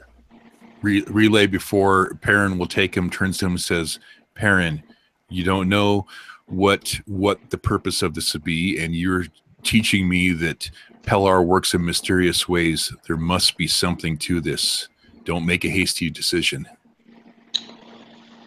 I will take the daggers and look at them for a minute and give them back to Kevin and say, Kevin, you don't have to murder anyone with these, but you can protect people with these. You should hold my hands up and I refuse to take them. I can't. There's... The one hand sucks one in. I shouldn't have these anymore. Oh, I don't want I kind of like that. Oh boy, I kind of like that. Oh, really? God damn it. You better take a doom When you counter. put your hand up, You have the doom counter. He took it from me. the hand opens up and creates a spiraling vortex, and it sucks the dagger in, and it just abyss of the mouth, and you see it like chewing. One dagger. And he's like, I will quickly pull Just back one the dagger. one that was my dad's, and Like it Pulled away pulls from out him. of the scabbard and you just have the dagger. yeah, I'll hold on no, to he was passing the daggers to you, like, here are the daggers, one in each hand, and you put up your hands going, no, I don't want them. And then the dagger that was across from the weird hand got eaten, and then he The pulls one back got the dagger from his father. Okay. Yeah. Gotcha. Your dagger got eaten, and the dagger from his father did not get eaten. And now you guys notice that this hand seems to eat magical items, I guess. That's right. Yeah. I look at my hand and I actually notice that this is the second magical item that it's devoured. It only seems to react whenever there's a strong presence around, a magical presence. How much potential did you get from that? Oh shit, did I get anything from that? Last time you No, sucked up because 6 last time- potential. Well, maybe not That- potential. Did I get anything? Like maybe I inherited the magical powers of it or something? Tell you what, Ooh, yeah. this will not be a staple by any stretch. This is just an impromptu thing. You can record an XP in Pale Magic. Oh, Yeah, okay, sure. that works. Nice. I'll take that. So don't go around eating everything with your hand. And Oh expect no, my that you're hand. gonna level Oh, Power leveling right there. up. Yeah. Well, it's I Everyone can't wakes control up, the they're hand. naked. Technically, Pale magic Eating is everything. DM magic, so I will Funny. take my father's dagger and I'll put it in my belt and say, I'll hold on to this for when you're ready to protect people. and I just smile at him warmly. You do that, friend. And then I hop in the carriage. Relay will turn to Perrin and says, Perrin, I know that I'm new to this, but be mindful of that dagger. Believe me, I know more about the evil this is capable than you will ever know. Would Perrin feel a difference holding that dagger? Because his dad gave it to me to give to him because it would do something. Or not do something, but he would know what to do with it. Or maybe it's all meaningful. Maybe there's no power behind it. I don't know. Just you roll with that. What Perrin, is do you feel anything when you hold the dagger? Let's find out. I'm gonna roll, I don't know. Lore? Lore. Might get another XP in that. Lore to see if I feel You could like just do a D6 random. Yeah. Yeah, Yeah. let's do a You decent could do a, random. Would every number be and a then different if it's outcome? like, well, if it's towards a 6, it'd be good. If it's towards a 1, it would be bad. That would be my randomization. Okay. So Don't a roll a 3 dead would duck. be bad and a 4 would be good.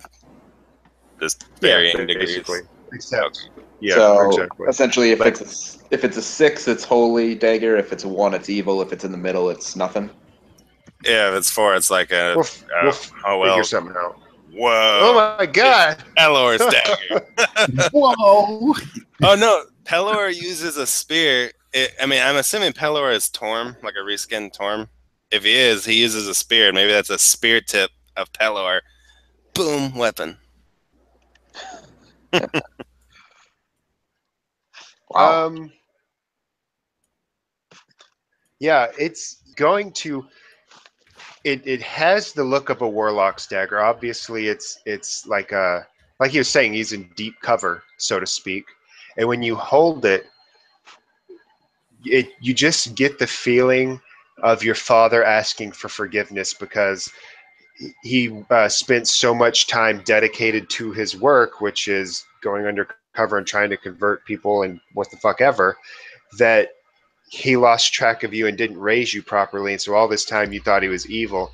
And then so when you fled for Pelor, you didn't realize that you were just doing exactly what he did by taking another path, so to speak. His father was doing And, what he had to do to keep his family safe when he got basically like, you know how cops go undercover in a drug den or whatever for like months on end? Yeah. He was Yeah. essentially doing that, trying to expose the evil group, and he was too deep and then died on the inside, and he got the bad rep because he died on the inside undercover. Gotcha. Right.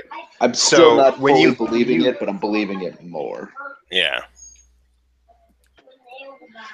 Like it's not going to be a detailed expression of everything that happened to your father, but you know this is a holy dagger and it supposedly came from him, and what the fuck does that mean? You know, It's a holy dagger and of course that came from an evil organization, so it doesn't make sense. Can I And on explode the top of 6 all to that- see if it has any like yeah, go precise ahead. powers? Go ahead and explode it. We'll see what The dagger talks too.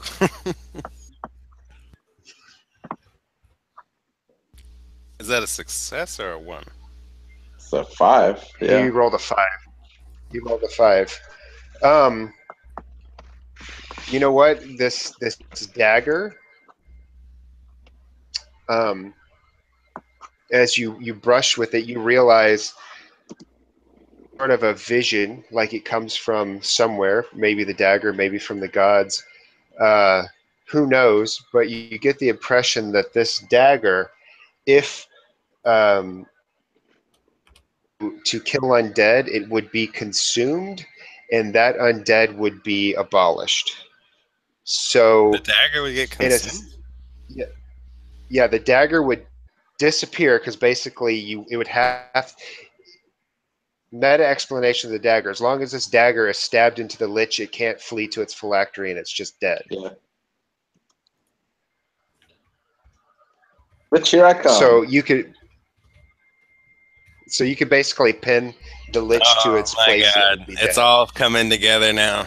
Maybe the lich has something to do with fucking Act of Belial or whatever. The Order of Belial. Maybe they're trying to summon him. He's trying to summon the Chain God.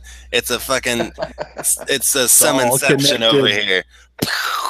It's your brain exploding. It's all through Perrin. I knew it. All right. Well, that was an interesting development. Yeah. Holy shit. Perrin is Pelor trapped in mortal flesh, and Rayleigh is his weapon to destroy evil. Boom. There I solved you your go. mystery, Jim. We got it. And we're all going to the Temple of Elemental Temple Evil. of Elemental Evil. As you guys travel down the road, you're now going through the Ironwood. If you look at the little map that Jacob had, the Iron Road travels through the Ironwood and eventually leads to Verbabonk. Autumn leaves cover the Iron Road. No wind permeates this dense forest, and animals bustle about in the trees preparing for winter. All in all, it's a fairly pleasant scene. Um, This it's a merchant's Ba- wagon we're in, right? yeah, What kind of yeah. stuff does he The sell? top is open. The back is full of goods. Um, Would Wilhelm he sort of have a whatever those little guitars are called? ukulele. Yeah, sure. No, it's not that. A lute. Yeah, I meant. Oh yeah, loots. No. The merchant doesn't have a loot, and Damn it. his goods are all perishable. Like, Oh, foods and such. yeah. In fact, he even says as much. He's like, I shouldn't have waited so long to head to Devarnish. Now we have to get to another place to sell the stuff as quick as possible because it could go bad. My stomach And he's growls noticeably loud. And I'm like, do you? Okay, I know we said we wouldn't accept payment, but do you mind if I like grab a bite, please? Sure. You look in there and it's vegetables and things of that nature. I grab a big red pepper and I just take a bite out of it, like a bell pepper.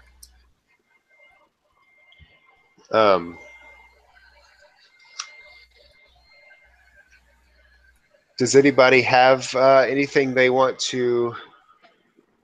Do we want to flow to the next scene? Nope. I think, yeah, besides just like general small talk with the merchant, nothing.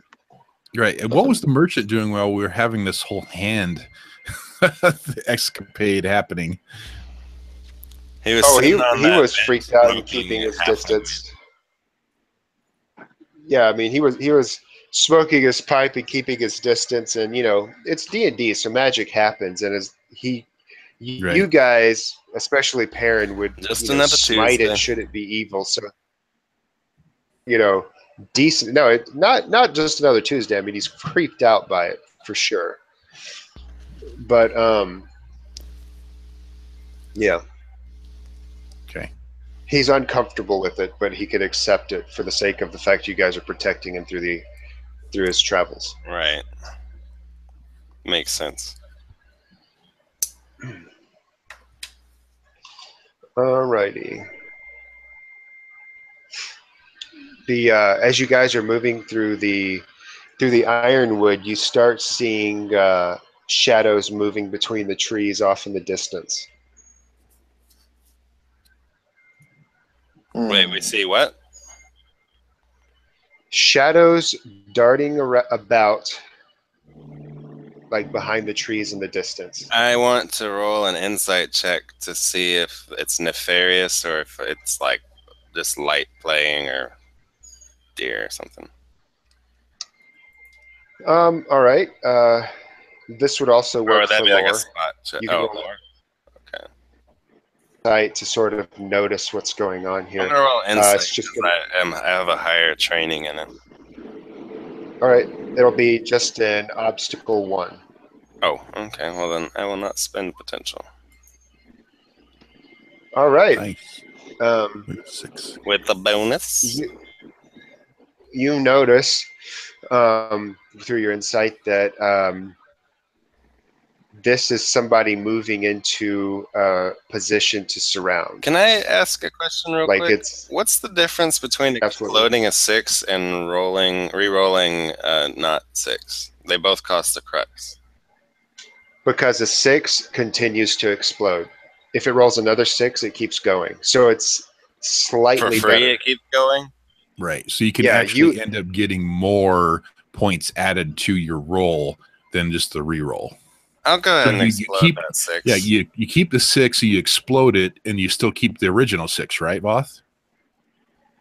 Yes. Yeah. So Well, it stays and it adds more, as where if you re-roll it or re-roll the number, you could go away again. I think it was Azar who actually rolled 2 6s off and explode, so he got I didn't do anything anyways. additional. So anyways, you notice that there's some sort of fanning out to encircle you. And the bonus will be that you recognize that they are squat humanoid creatures that carry themselves with a sort of malevolence. I say What do in you a do? very stern but quiet voice so they don't hear me like yelling or whatever. Everyone get your weapons ready. We're about to be ambushed. I see the shadows are forming around us malevolently. I will place Liza in the middle of the carriage, away from any windows, and tell her to stay inside. Since I don't have my daggers, do any of my spells work, Joe? I'm going to say that you could cast them through your hand since he ate your dagger. How about Okay. that? I'm cool with that. I'm gonna So you have to offer the dagger back to Kevin again. Say you're gonna need this. I refuse it, and my hand starts going a little crazy in my pocket. I'm gonna eat that one too. I don't want to know what's going on over there. Is that a grafted hand, or are you just happy to see me? What's its guts in its pockets? Nothing. Eliza gets into the center of the cart. You see the merchant reach under his seat and pull out a small crossbow and set it on his lap and get a worried look on his face. And he says, "This path is usually so peaceful. I wonder what it could be." I'm going to hand Eliza the short sword. No, she doesn't need any weapons yet. I haven't trained her at all. I wouldn't give her something. No. Give her the dagger. Give her the dagger. Yeah, right. Perrin, just have her stay in the cart. But Yeah. I was thinking of giving her something as like she could hide. She could hide. so she could like stay in there just in case. But no. Well, but she is training in Pellar, so they're not gonna just hide from it because she would be under the same teachings like you did when you walked out into the crowd. Yeah. No, I haven't trained her with anything yet, though. Like, I'm planning on training her a little bit, but... Right. But would you want her to be caught defenseless, or would you want her to at least have a way of possibly defending herself should the worst happen? That's why I was thinking of giving her something. Well, you have that short sword still if you don't want to give her the dagger. But I don't know if that's, like, too big for her. Or... Nah, it'll be fine. Oh, Okay. sweet. Is that a aspect on the table? I was going to give her the short sword, but then I have to use my two-handed sword, and then I can't use my shield. Oh. You have a one-handed sword, too. Oh, that's right. Sword, she got a sword from Sir Nigel. Yeah, she has a sword. Someone gave her. So she's got her. Sir Nigel. Sir Nigel. Nigel. What was his name? Leonin. Oh my God. Leonin. Not even close. Pretty something cool. British sounding. Well, this is what's hilarious about it is you guys are going to be encountering a Nigel eventually. So I'm like, wait, how does he know about Nigel? Oh, he means Leonin. Did I leave that on the table? Shit, wrong layer. All right, yeah, no, I forgot. She's got a little kind of sword like Arya has in Game of Thrones type thing. Needle, that's dope, dude. Yeah. Okay. So you see her like Arya. You see her two-handing her short sword. She's like unsure of it, and she's like sort of holding it like the blade down, like she's gonna like overhand two-hand stab the shit out of something. And she's holding it in front of herself, and she says, I'll do that. Using the pointy end, right? Said, places his hand on Eliza's shoulder, and he says, "You stick him with the pointy end." I was literally like just about to say that shit when you typed it. That Arya Stark moment. Yeah. I'm gonna get my longsword and shield prepared and ready to go. Do you guys get out of the cart or do what? Go around the cart, like you know how when you open the door, they kind of like side steps to get up top. I do that, and I get up top. Oh, no, fuck that. I stay with Eliza because I don't have weapons anymore. Yeah, no, I'm just getting my stuff ready, but hopefully the cart is still going. What's that box? The cart is going. This green box represents the cart. You guys, with your draw a small little circle to indicate where your character is and how you react to the cart. Has the cart stopped? No, you guys are. It's still rolling on. The Like where we are. driver's here. Eliza's in the middle of the cart. You guys just show me where you want to hang out. Like, are you going to stay on the cart? Are you going to get off the cart? I stay with Eliza in a protective manner, so I'm gonna bodyguard her, and I take my hand out of its wrapping, and I keep it kind of like fingers down, like draped down, kind of like relaxed, but I have my hand ready as if it were my weapon. All right, draw a circle. Eliza's the central circle right here. So just put a circle of you wherever you want to be in relation to her. And MJ, go ahead and put your designation of your character. Okay. What are you, a dick? Apparently, my hand like slipped a little bit, and I was like, "Oh, well, that is what it is." Okay, That's so to draw a hilarious. circle, you have to hold. No, she's just holding a bat. It's cool. I will her be story. Eliza's member. I wear a members only jacket. No. Oh, so you're gonna jump out of the cart then, MJ? Yeah, I'm definitely going out of the cart. He'll turn back to Eliza and says, "Liza, be careful." All right. So no one's getting out of the cart? No, I'm getting out of the cart. As I said, I'm jumping out of the cart. All right, then move it outside of the cart. Oh, that's inside the cart. Where's the outside of the cart? Okay, cart is rectangular, so anything outside of the rectangle would be out of the cart. Okay. Got it now. There you go. And so Relay hops out of the cart. Does anybody else hop out in preparation? Now Mason's remember, shield drawn. Mason's shield drawn. they were fanning out in the woods around you. Yeah, if he drops out, I'll follow him. How do I can't. On the same side? Or do you want to go to the other side? I'm on the right. Okay, so you get on the other side. Yeah.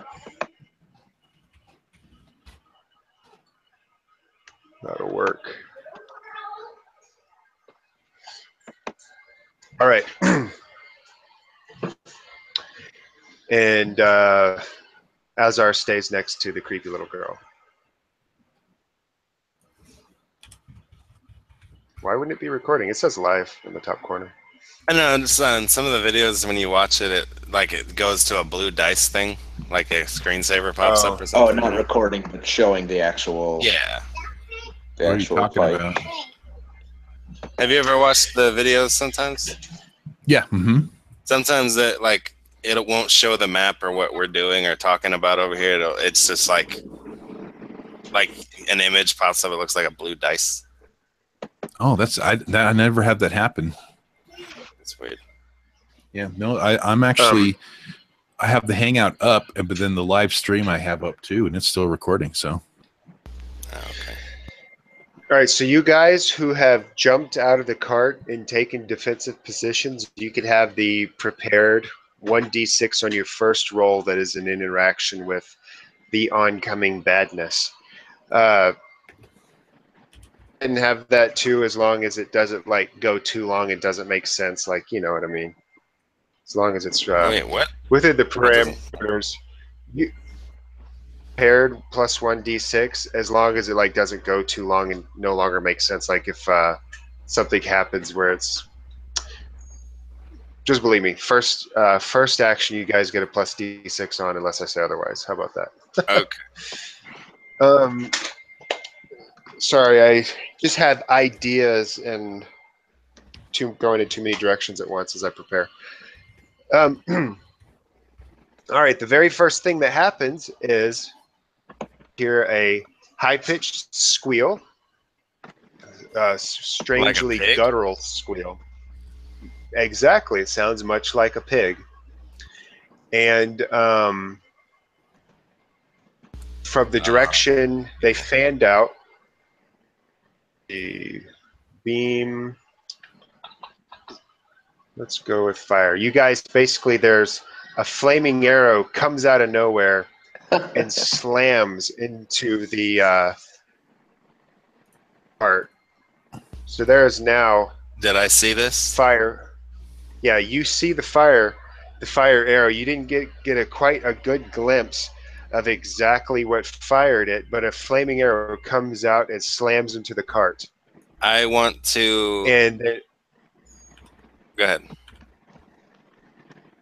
And dude, switch to the other thing. Okay, sorry.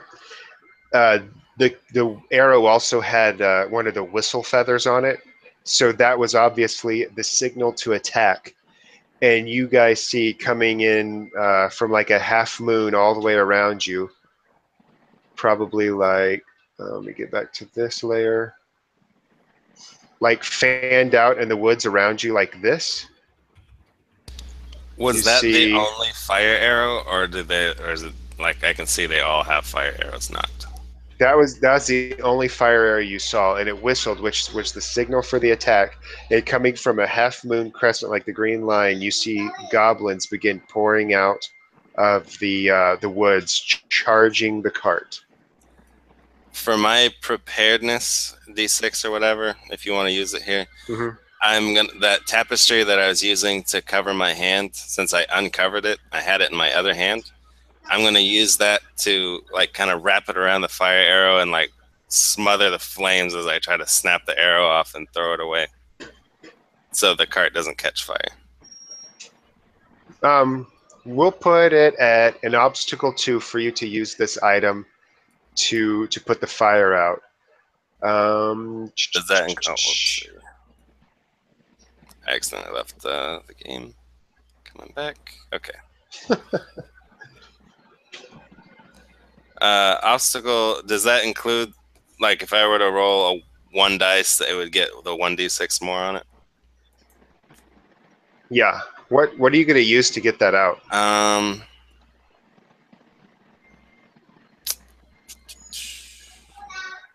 To be honest, I'd be fine with insight, because I was going to say insight because I noticed the arrow. Yeah, you see the fire, and everybody knows a wooden arrow going into a wooden cart. You just had the presence of, holy crap. I'm like, get that shit out. Wow. In fact, this is how amazingly well he executes it. The arrow doesn't even get to slam into the cart. As it begins whistling and he sees a stream of black smoke and a head of fire, he hops up and you instantly react, and you put out your gray hand, and you use your eldritch tentacle magic basically, and it shoots out of the mouth and wraps around the flaming arrow and pulls it into the mouth, and oh, nice. Fire at all. Okay. No cart fire. A little bit of a meta change here. Inside my hand, it's serrated tentacles. So it's like teethy tentacles, not hands. Okay. Inside the hands, not teeth, it's tentacles now? Like serrated teethy tentacles. Oh, okay. And that's what flew out and grabbed that. So you have the mouth, and then there's tentacles inside the mouth instead of teeth. Think like trimmers. You remember how like they had the mouth? Yeah. Oh, yeah. Oh, okay, I got it now. Once you said trimmers, I'm all on board. Okay. Yeah, boom. You got it. He has trimmers in his hand. Shoots out, he catches the arrow before it even slams into the cart and draws it into his mouth. But the whistle still the assault of the goblins, and they come pouring towards you. Because you are the closest to that little arc that I drew, Relay, you're going to have the first reaction. Okay. You have a group of 3 goblins that are obviously working together, and they're going to be charging directly at you. Do you want to try to attack them first or defend against them? Yeah, I think since Azar had the, he had already known that there was something there that we're the guards, he would just tear off into him. Mason hand, shield up, and smashing time. All right, it's an obstacle 3. Now that prepared fight check if you're going to be. Yeah, the prepared 1d6, right? Or we get that It's in like addition to? free potential. Yeah, basically a free potential. Okay. And so he's going to, at this point, I'm trying to think if you, so fight, right? Yes, fight. Of the 3 in front of him. 3. Okay, he's going to drop two more potential on that to add 3 potential. And plus the free potential from, yeah, exactly. Yeah, You got it. so 3. Oh, Bam. Oh, you got it. yeah, I got it. All right. But how I rolled a 1. You succeed, and this will kill those 3 goblins. How does your epic 1 versus 3 battle with goblins go? Okay, relay totally Nice. goes into his fight mode, and he just barrels on into these little guys, and hearing Perrin's voice in his mind of monsters, that when they're monsters you can go ahead and smash all the snot out of them. He just falls back into his training, and he's throwing up his shield, blocking claws, or what are they carrying anyway? Small rusted swords, crappy hatchets, crappy stuff, spears, So he's just like goblin blocking trash. it away, coming with uppercuts of his mace to their chins, and following up with downward strokes of the mace onto the top of their heads. Just obliterates them to pieces, bludgeoning them all set of 3 just to death, and then stands over their bodies and looks for the next set. Perrin, a group of 4 starts coming from the opposite way. They're charging at you. What would you do? I'm going to say a prayer to Pelor, and then charge into the midst of them and start swinging my sword and my shield. Okay. Quick aside, and I will let you do a redo if you want. Your great sword requires 2 hands, and you get 1d6 per simultaneous enemy on when you do melee attacks. So basically, you'd get 4d6 against these goblins. Yeah, we can do that. So yeah, we can use the goblin. But if you were to go with the long sword, that's fine. no, that makes sense. I mean, that was the sword I was using earlier, anyways. So on my fight, I add 1 extra per goblin. Yes, the great sword's pretty broken for dealing with little mobs like this. And then 1 for preparedness too. All right. Yeah. Dead ducks everywhere. Let's go. I rolled 3 dead ducks. That's Yeah, and a whole lot of successes. So. oh my god. You know what? I'm gonna use one of my daily spells. Read Divine It's an Favor. obstacle 4. It's an obstacle 4. What do you need more? I was hoping to get some crazy bonus. Oh, No, I that's see. I can't mainly think of a crazy bonus. That's all good. I was thinking this more of like the old Fate where we had like the rolling bonuses. Oh, create a rolling bonus. Yeah. No. So this is it's a success. It's all good. Yeah, I mean, I was already going to give you the quasi-rolling bonus anyways. I was going to call it in the zone. I mean, at an obstacle 4. Perrin has it. There's 1 floating d6 that anyone can use that represents Perrin's fantastic.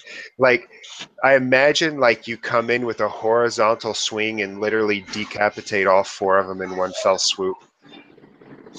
No. He has to say something inspiring now. Like, let off some steam.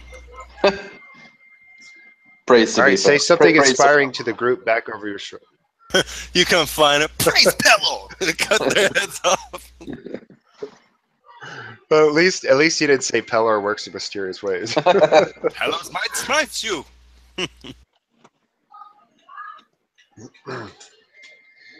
All right.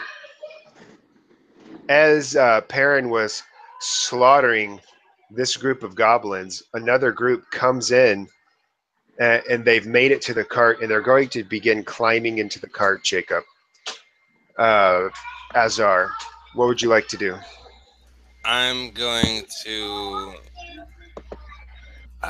Is there attacking of multiple units or just the one? Well, these are groups. They're basically functioning as a single unit, Oh, okay. really closely together. One covers the other one with the shield, the other one uses the spear, and then you got the one with the axe. You know, they're like a goblin phalanx for all intents and purposes. I'm going to use my Eldritch Tentacle as my weapon, and I'm going to lash out at them and try to kill them. All right, it is an obstacle 3. What do I roll for that? It says Okay. 1d6 for the weapon. Do I roll fight or pale magic? Deceit. It would be, yeah, it'd be your deceit, unless you want to switch over to pale magic and try to level it up.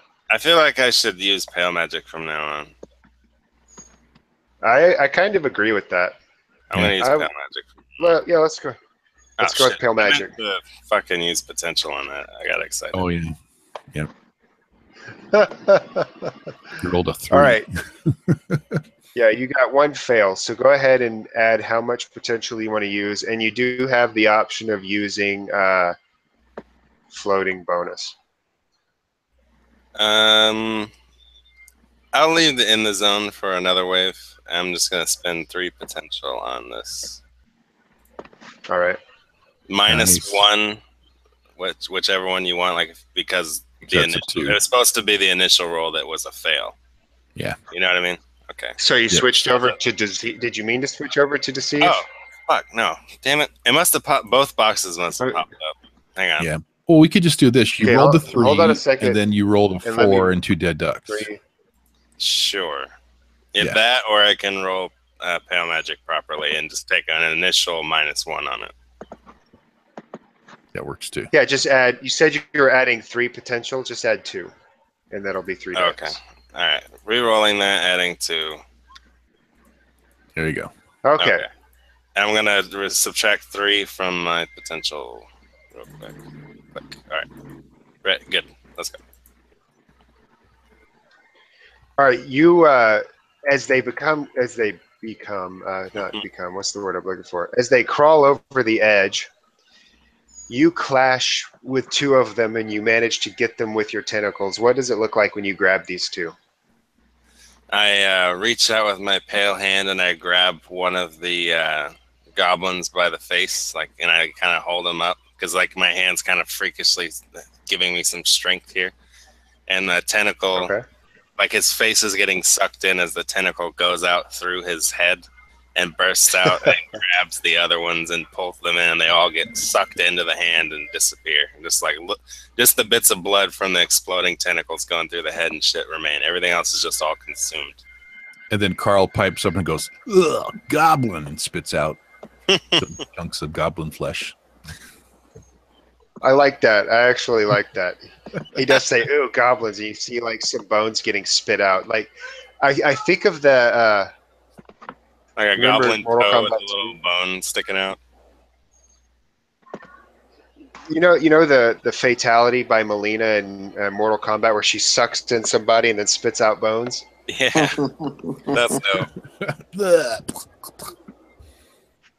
That's basically what happened. Now you got the 2 of them, and while all that's going on, the 3rd one slips past, and he dives onto Eliza, and she starts screaming and laughing strangely. Oh, she's so creepy. You're gonna give Matt nightmares. Laughing strangely.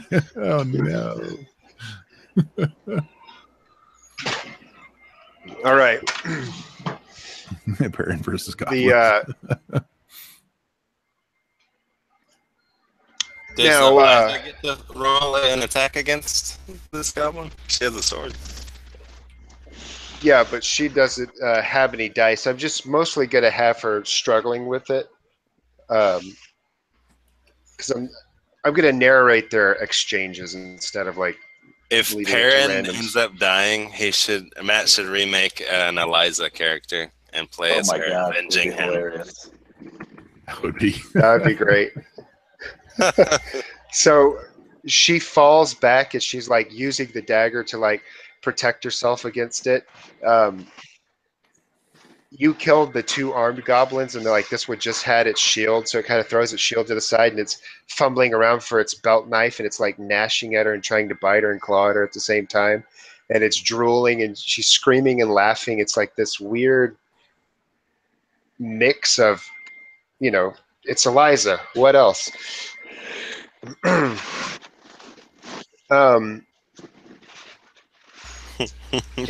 that was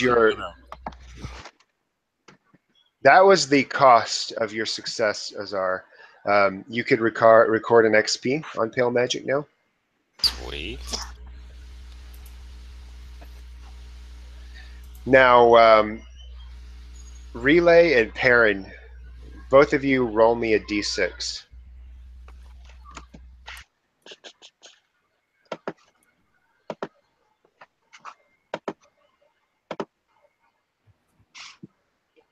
All right, Perrin, you notice that you hear Eliza screamy laughs, and you look back and you see that she has a goblin on her. Relay, you're basically in the zone. You're in the process of killing those 3 goblins. Like, this is all happening simultaneously.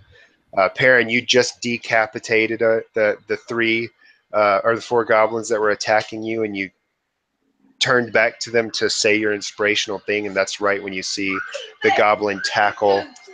Guys, keep it down or you're going to get sent out. Goblin tackling Eliza. What do you do, Perrin?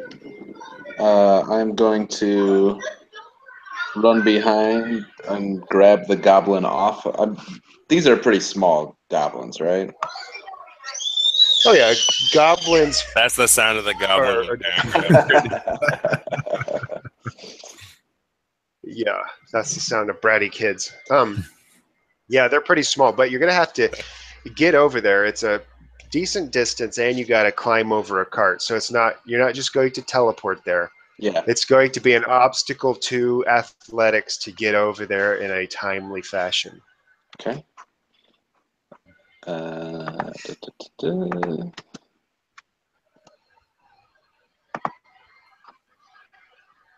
Nice. You get over there and quite easily, and you are in position to tackle the goblin. Yeah, I'd like to tackle the goblin and just like with my mailed fist start like bashing its face in. Oh my god, I can picture that being so awesome. Is this the one? All right, in the cart? You tackle him off. Yeah, this is just going to be a fight 1, and you've got a lot of fight. He goes total overkill. Jon Snow beating the fuck out of Ramsay. That's right. Jesus. And it stops. You punch his face. Look at him and says, "No, it's my kill." Yeah, you punched his face into a bloody pothole. Yeah, and it's just there's nothing there anymore. It's just a bloody pothole, and you're just about that. She probably giggles like a mad woman. She actually at this point she doesn't giggle. She walks. You know how you like walk backward on your hands and your feet and kind of scoot on your butt backwards, as she puts herself back to the wall of the cart, and she kind of turns her head so she can't watch, and you could see that she's actually a little bit creeped out by the level of zealot overkill that you put into this goblin. And as Relay looks around in your area, you realize, you think that was all the goblins. You don't see any more, and you look back, and Perrin is still whack, whack, whack, just a hole into this goblin.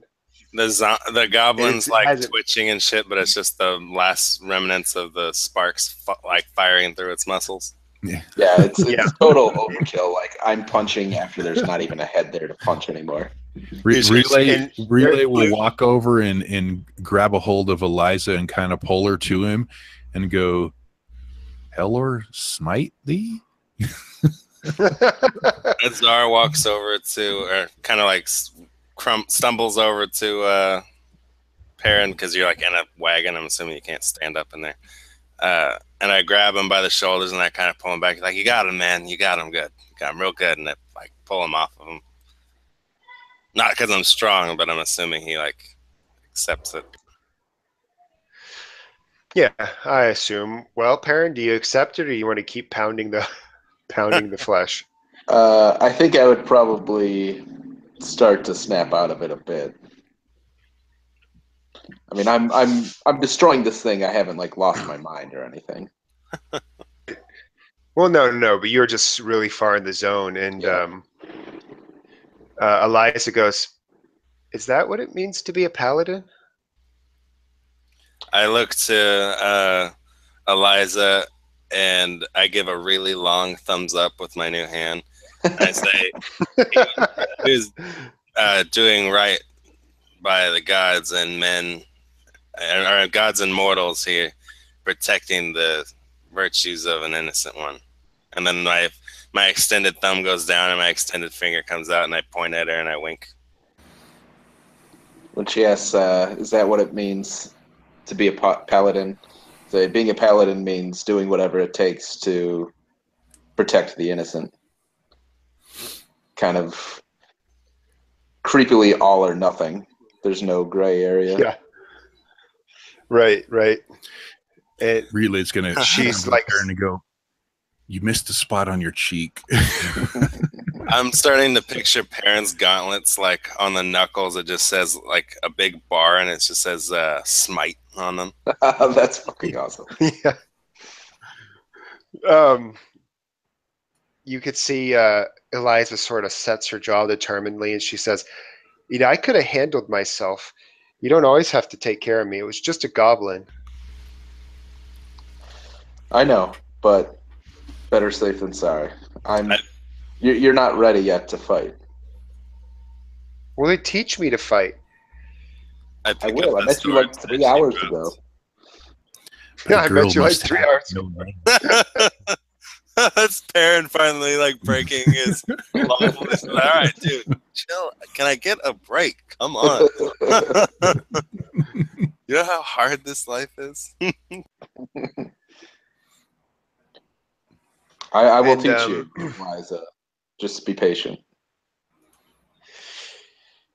You guys can climb back into the wagon, and the wagon guy, Wilhelm, gives the little hi-ya, and the horses begin moving along again. And he says, "I haven't seen goblins out this way in years." Damn it, MJ. I look into my hand. What the fuck? Oh, okay. I scrolled down at like the end of the thing, and it looked a lot weirder than it was.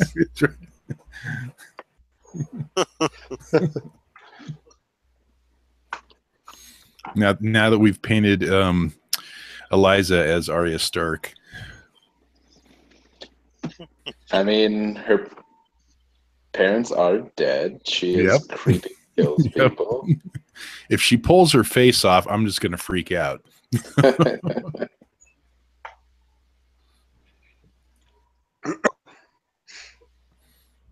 So you guys are moving along through the Ironwood. Eliza falls into silence and kind of just stares off into the woods. Did we loot the Anybody goblins? have anything they want to do? Anything special with the goblins before we leave them?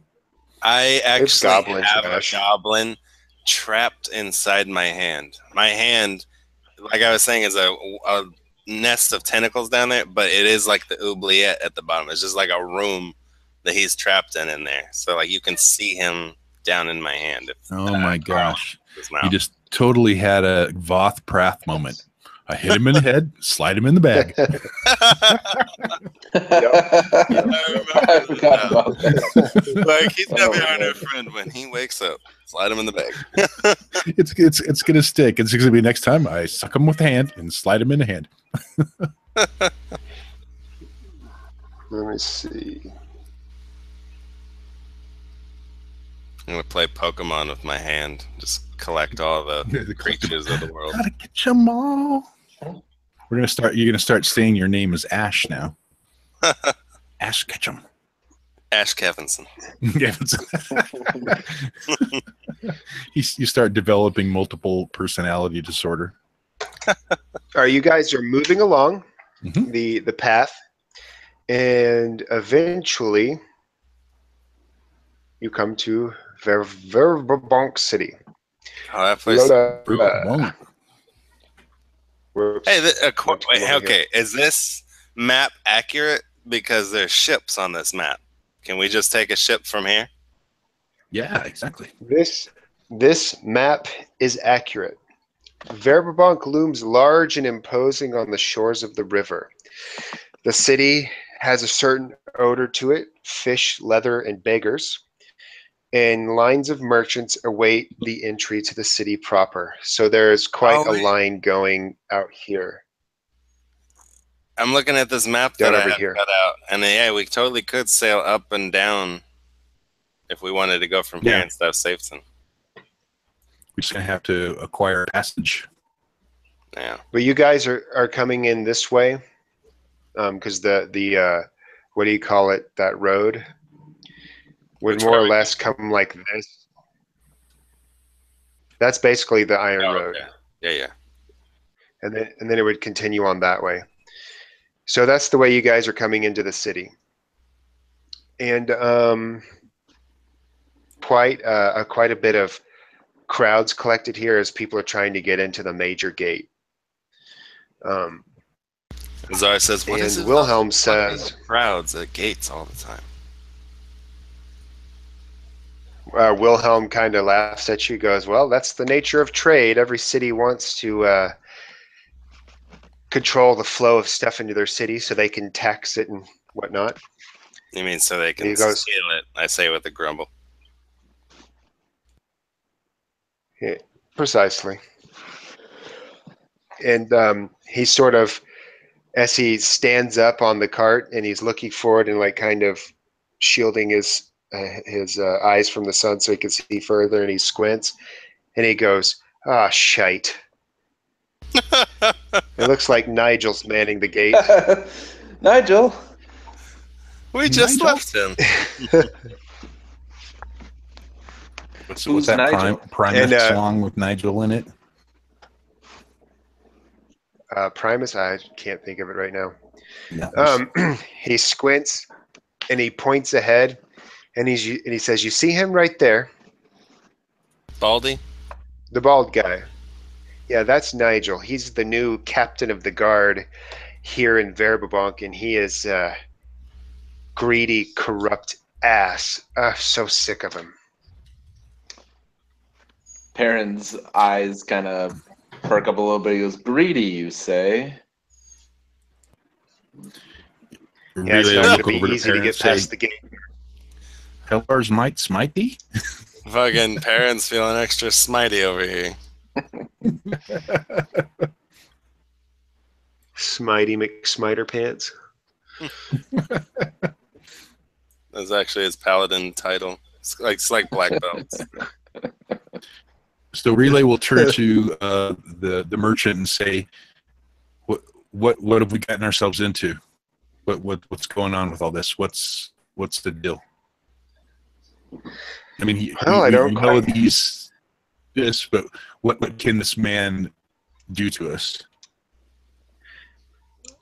Well, he can make our life hell. I mean, he's in charge of the gate. We'll have to see. Maybe he's in a good mood. Is there any way we can? Not unless you have a boat to pass the river, that we could go through the north gate, but this is pretty much our only way in currently. Perrin's kind of thinking the same thing when we were in the last city, that he doesn't really care about the politics. He's got the lich and the curse and the innocent people on his mind. So his thinking about this is that Wilhelm can get in or out of the city, as that's his prerogative. We don't really care about this guy overtaxing Wilhelm. We mostly want to get on a ship and go find the skulls so we can defeat the Lich. That's the important thing.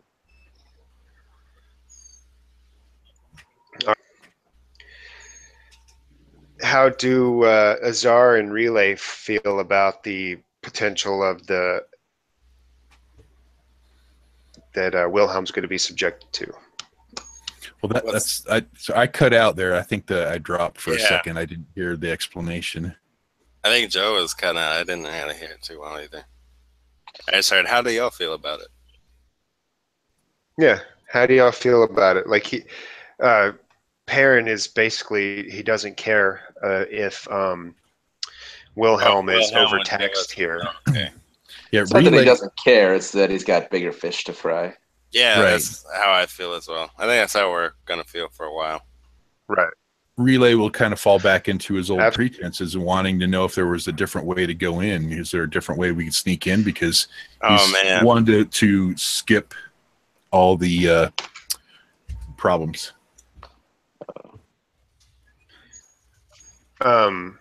Wilhelm goes, no, this is pretty much the only way we could get in, because That's right, Relay the smuggler. unless you guys have a boat to get across the river that will carry a cart, this is about the only way we can get in. Well, we could always just float on Perrin. He's full of hot air. I smite you. can we just summon a god to Smite pop you. us over the fence? Ha, you wish.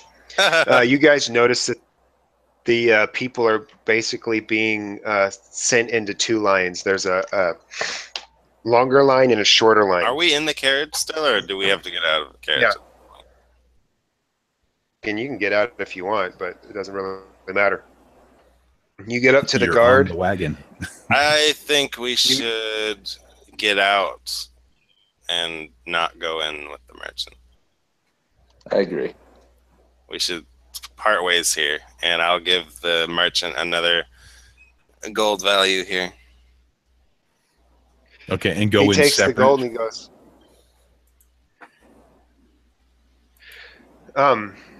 he takes the gold from you and he goes, so this is where we part ways then, huh? That is correct, sir. You have done us a great deed. He gives you a short bow and he says, well, I thank you for Oh wait, wasn't he going to escorting take me us all through the the way to woods. station? Oh no, we're going to leave from here. It's fine. He gives you a short bow and he says, well, thank you for escorting me through the Ironwood and killing those goblins. You definitely made my trip here much easier. He takes the gold, he gives a short bow, and you see he sort of gets in an argument with Nigel, and there's an exchange of gold and whatnot. What would you guys like to do? While he's arguing with Nigel, I'd like to try to go through the other line to get through into the city. And I kind of like wave my weird other hand line's- at the other guys. Wait, what? The other line's the long line.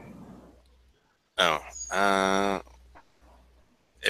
can we just walk That's by the then? short line. Nope. There's guards there. They'll stop you.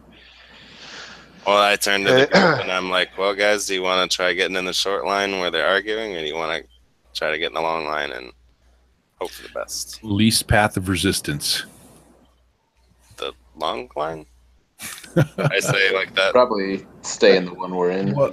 Why don't we do some investigating and find out what type of guards are letting people in at certain ones, the long line or the short line, and kind of pick our best path instead of just hey, I'll just hop in a line and go. Let's look around a little bit. Anyone who gets a success on an insight check will be able to tell the difference between the lines. All right, Relay, you could tell that, and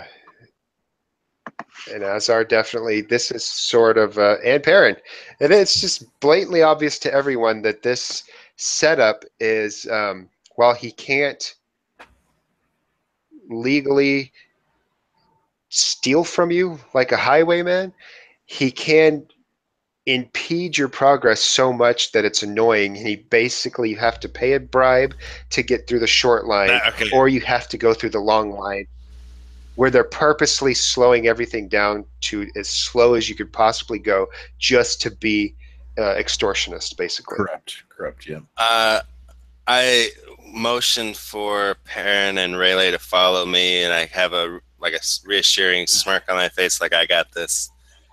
And I walk up to the Nigel guy, and I kind of Wilhelm is now gone into the city. He paid his bribe and he got into the city. And Nigel looks over to you and he goes, "Oh, welcome to Verberbonk." And he gives a nice, big, cheesy, fake smile. I smile almost equally, if not more cheesy, right back at him, matching his game. And I go up to him with my hand in the sign of Pelor, and I say, "Pelor's light shine upon you, brother. We're just here on a mission from God."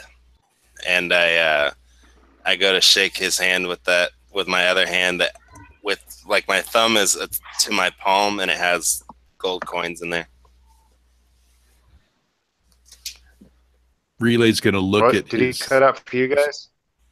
No, he didn't. I heard him. You must have just been you cutting out. I'm doing it with my back to everybody, so like maybe they can't see me doing the exchange. They just see me saying Pelor's blessings upon you. Yeah, is he? And then what were you doing? I was bribing him. What did you do? I'm bribing him. I have in one hand I'm holding up the sign of Pelor, saying Pelor's light upon you, brother. We're just here on a mission from God. And with my other hand, I hold out a bribe in my hand to give him. It's like kind of like roll with it so we can get in here. But my back, like right. I'm between him and Perrin and yeah, Rayleigh. I was about to ask if I noticed that. Like they see my hand, they don't see the bribe. Is what I'm aiming at. Gotcha. All right, it's going to be an obstacle. No. It's going to be an obstacle to negotiate to pay him off. But instead of potential, you're going to be spending gold value. Okay. 8 points of gold value, so you could spend those as though they were potential, basically. I spent 2 gold value. Holy shit, are you kidding me? For nothing. Oh, jeez. You got 3 you could re-roll, though. Yeah, I'll re-roll at least 2. Well, you could succeed. You could succeed at a major cost because it was just an obstacle too. Would you like to know what it is, or do you want to start dumping Crux? What would it be? Basically, he's going to say something along the lines of, "It's going to cost you more than that in the negotiation, and you're going to have to pay him out 2 more gold bits to get into the city, reducing you to 4." I say, I'm always willing to give a hand to the needy. May Pelor's light bless you. And I hand him, like I palm one, like I cup his hand between my 2 hands with the extra coin in it, and I like kind of shake his hand, like with his hand cupped between my 2. You know what I mean? Yeah. When you said I'm always willing to give a hand, I thought you were gonna like try to use your mystical hand to suck him in or something. That's the old Azar. That's exactly. He takes the coins from you. He takes the coin from you, puts it into his mouth, and he does that little bite check. And he goes, yeah, you go do your mission there, buddy. Welcome to Verberbonk. The city is yours to explore. And he gives you a little wink. And you guys are offered admission into the city. Yay. Well, looking at this guy, at Nigel, what sort of deity symbols did he have on him? Oh, he's got a Pelor symbol. Yeah, it looks like Pelor. Wait, does that Pelor symbol? Yeah. That's kind of why I was saying Pelor's light on you. Like, yeah, the whole thing we're rolling with, but I totally thought he was a Pelor guy. Yeah. So Relay will turn over to Perrin and go, so in Pelor's light, we're able to acquire bribes? Oh, I don't think we saw him see bribing. He was trying to hide the bribes from us. Oh, gotcha. Is there any way I could do a check Azar on that? Is still a liar. He's just using it for God. Yeah. Any way I could check on that? Again, with my motivations towards Azar to check on the insight to see if I noticed it? Sure. You're going to maintain Is trying to that- hide it, correct, Jacob? Sure, but I just want to ask: is that is that like your main? That's my mission, or is struggle. that- That's my struggle your motivation struggle right is now. to figure me out. Determine Azar's true motivations towards Okay, cool. Relay. I'm cool with that. Then what were Okay, you so asking me, this Joe? this is where we're gonna go. We're gonna start with Relay because he's trying to investigate you. But Okay. Jacob, you have four deceive, and Relay has 3 insight. Mm-hmm. Right. So basically, what we're going to do now is we're going to start with Relay, and I'm going to ask you, would you like to put any potential towards your roll, because you guys are going to do a roll off, and whoever gets the most successes wins. Do you think the outcome would be different if we rolled 1 dice at a time versus all of them at once, like a 1-to-1 duel? Yeah. I don't think so, but you can do that if you want. I don't care. Yeah, But I'm asking. Yeah. I'm asking. Want to add any potential to have a better chance of seeing through his deception? Yeah. I think I'll probably add a couple of potential on there. So you bringing want that up to split a 2? 5. Yeah. All right. So right now it's 4 versus 5, and I'm going back to Azar now. Do you want to add any potential onto the deception to try to maintain it? No, because I'm not trying super hard to hide it from Relay, just mostly from Baron. like I don't see.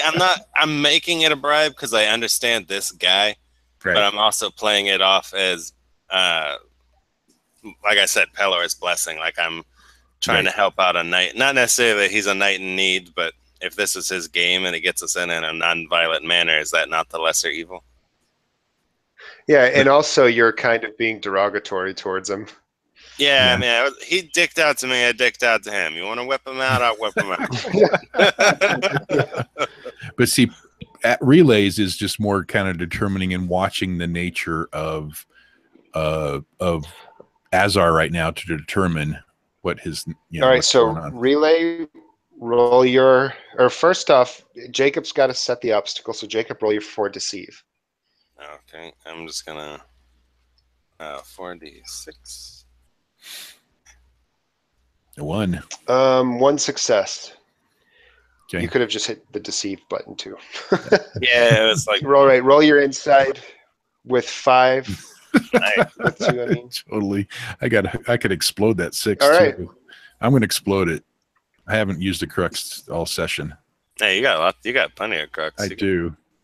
So I'm gonna explode All that right, one. go ahead and explode it. How many d6? Just 1, right? Just 1, yeah. Oh, got a 1 on To a that. dead duck. Dead duck. So I got 3. So he thinks you he beat sees it, and then he doesn't, and then he does. You beat him pretty hard on his deception there, and you see right through it. You can see that he is, he did the one hand in the side of Pelor and the other hand with the gold, and then you saw the whole sleight of hand thing go on there, and he obviously just paid Nigel way too much gold to get you guys into the city. Okay, so that's why when we pass through the night and Relay recognizes the sigil of Pellar on this corrupt guard, he'll turn to Perrin and he'll ask Perrin, and he'll questioningly saying, "In Pellar's light, you're able to take bribes?" No, that is not something Pellar looks fondly upon. I turn and I look to both of them and I say, but would Pellar not smile upon the non-violent path versus aggression? He would, but there is a lesser evil that is sometimes the only road of good. I'm gonna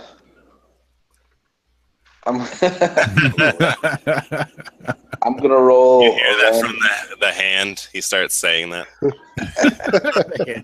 Carl pipes up. Yeah, what he said, man. What he said. I'm gonna roll a random d6, 1 through 3. I confront this guy on wearing a symbol of Pelor and not really being Pelorish. I do it. 4 through 6, bigger fish to fry. We got to go find the lich. Can I go ahead and roll it? Never mind. Yes. Oh, He like really, really considers it, but then it's like, oh, that's the fish. I've got to fry some fish. Just like Fish and MJ chickens, has to that's find our his thing. chicken, I gotta find my fish. Exactly. And, No, he's got to find Relay your is fish, and you've got to fry seeking- your fish. he's seeking enlightenment from Perrin here, and so he's turning to his teacher and questioning things here to try to learn how it is. So, and he definitely notices that this guy is taking bribes, and he's being not a very good person of Pellar. Yeah, no, I mean, you're right. But he's not harming people either. Yeah, he's being a jerk, but Pelor doesn't say go smite jerks. He says smite evildoer. But no, him wearing, I'm gonna walk up to him and say, "Sir, you should take that symbol of Pelor off. You're being blasphemous right now, acting in this manner." he kind Relay of will cuts his follow eyes behind to him. you and knits his brow and he goes, "Look, you have passage into the city. Be gone." I'll be gone, but I'm taking that symbol of Pelor with me. What? What are you talking about? Sir, you do not deserve to be wearing that symbol in public. Please take it off. And why would Your you say crimes such are known. things? Your crimes I'm are known. My crimes? What are you speaking of? Be gone. I'm gonna reach for the symbol of Pelor and try to take it off of him. I will intercept his hand and kind of pull him over towards us like we're leading him away. And like, Perrin, we have a greater mission here. And I show him the little pictograph of the skull. Think of Eliza. Think of the rest of the people. Pelor is shining his light in a different direction, on a different path. I'll kind of allow myself to be led away, but I'll yell back at Nigel, "Blasphemer!" I turn it and I'm like, yeah, you blasphemer. All right, come on, let's go. Let's get out of here. Relay is going to cast Augury. I grab Relay's heart. I'm like, come on, you fucking guys. We got a mission. Eliza, help me out here. Say something. gonna- Augury is Augury. just Yeah, a yes or no question. Oh, Yeah. never mind. Oh, I'm sorry. No, he's gonna where'd it go? The Guardian one again. Divine Caprice. Hell no. Yeah. Get I outta here, grab run. Relay, and I drag Well, both no. of them by their He hands. wants saying, to come on. summon a Pelor Guardian again to stand by To this judge night. Okay. to prevent him from taking any more bribes, following Perrin's lead. Maybe it's a smaller humanoid thing instead of a giant destructive thing. Yeah, or something. Well, it is also Divine Caprice, so first off, you want it to specifically be Pelor related, so you're more or less trying to Yeah, and this is a part of his daily spells. so it's Control. things This he would can also do. help him find his chicken because he would be trying to Yeah, getting closer to Pelor. Okay. Yeah. Yeah. What skill are you going to use to cast with? Will, is it, Will. I believe? yes. Maybe uh-huh. he just asks Pelor to will something on this guy. Let Pelor judge this guy in the way Yes. he deserves. He didn't That's need that's to- great. That's perfect. Well, But he'll this cast is it the through his thing. will. You're He'll cast still trying to overcome the fact that you don't have total control over it. So for you to even get to the process of beseeching Pelor in specific, you're going to have to make a great test of will to overcome the caprice aspect of it. So that's going to put this at an obstacle 5. This is Okay. formidable. Yep. I will drop. Let's drop 4. I'm going down to 2 potential. I'm going to drop 4 potential on my will. Keep in mind, you got plenty of cruxes to support that potential. That's true. That's true. You got plenty. And then I can also do another charge spell too to gain up 1d6 for any skill in a non-combat situation, right? Manifold knowledge. Absolutely. Oh, nice. And you could Get on my also charge. try to buy down the obstacle by making sacrifices, if you can think of any. That's right. True. I'm just gonna go. Well, let's see. Sacrifices. Sacrifice a Can life. he oh Jesus. Can he decide to sacrifice after the fact? Like, Well, if he needs to? I could take another doom. Yeah, you could take a doom. Sacrifices happen before because they lower the obstacle. Right. Oh, okay. So I'm already at 8d6 right now. Trying to meet an obstacle 5. Trying to meet an obstacle 5. So right now you'll be relying heavily on Crux to get you up to that probably. Right. Which I have 9, so I should be able to do that. I'm just going to do that. I'm going to roll the 8d6. So I'll add 5. Oh, yeah. Wow. I'm going to explode that first one. You explode all 6s simultaneously. Oh, do you? That's why. Macro, and then you just type in 2. Oh, I see. So how many d6s? I did 2. So submit. I got 1 more out of that. Oh, I rolled another d6 though. Explode that one again, or it already rolled. Yeah, you noticed it re-rolled. You had 3 rolls there, so you got a success with a minor bonus. So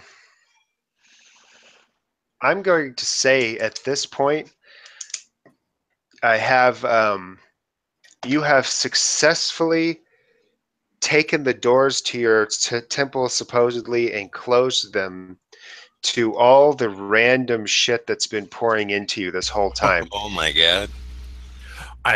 You mean the conduit? Channeling? You're no longer a conduit of randomness.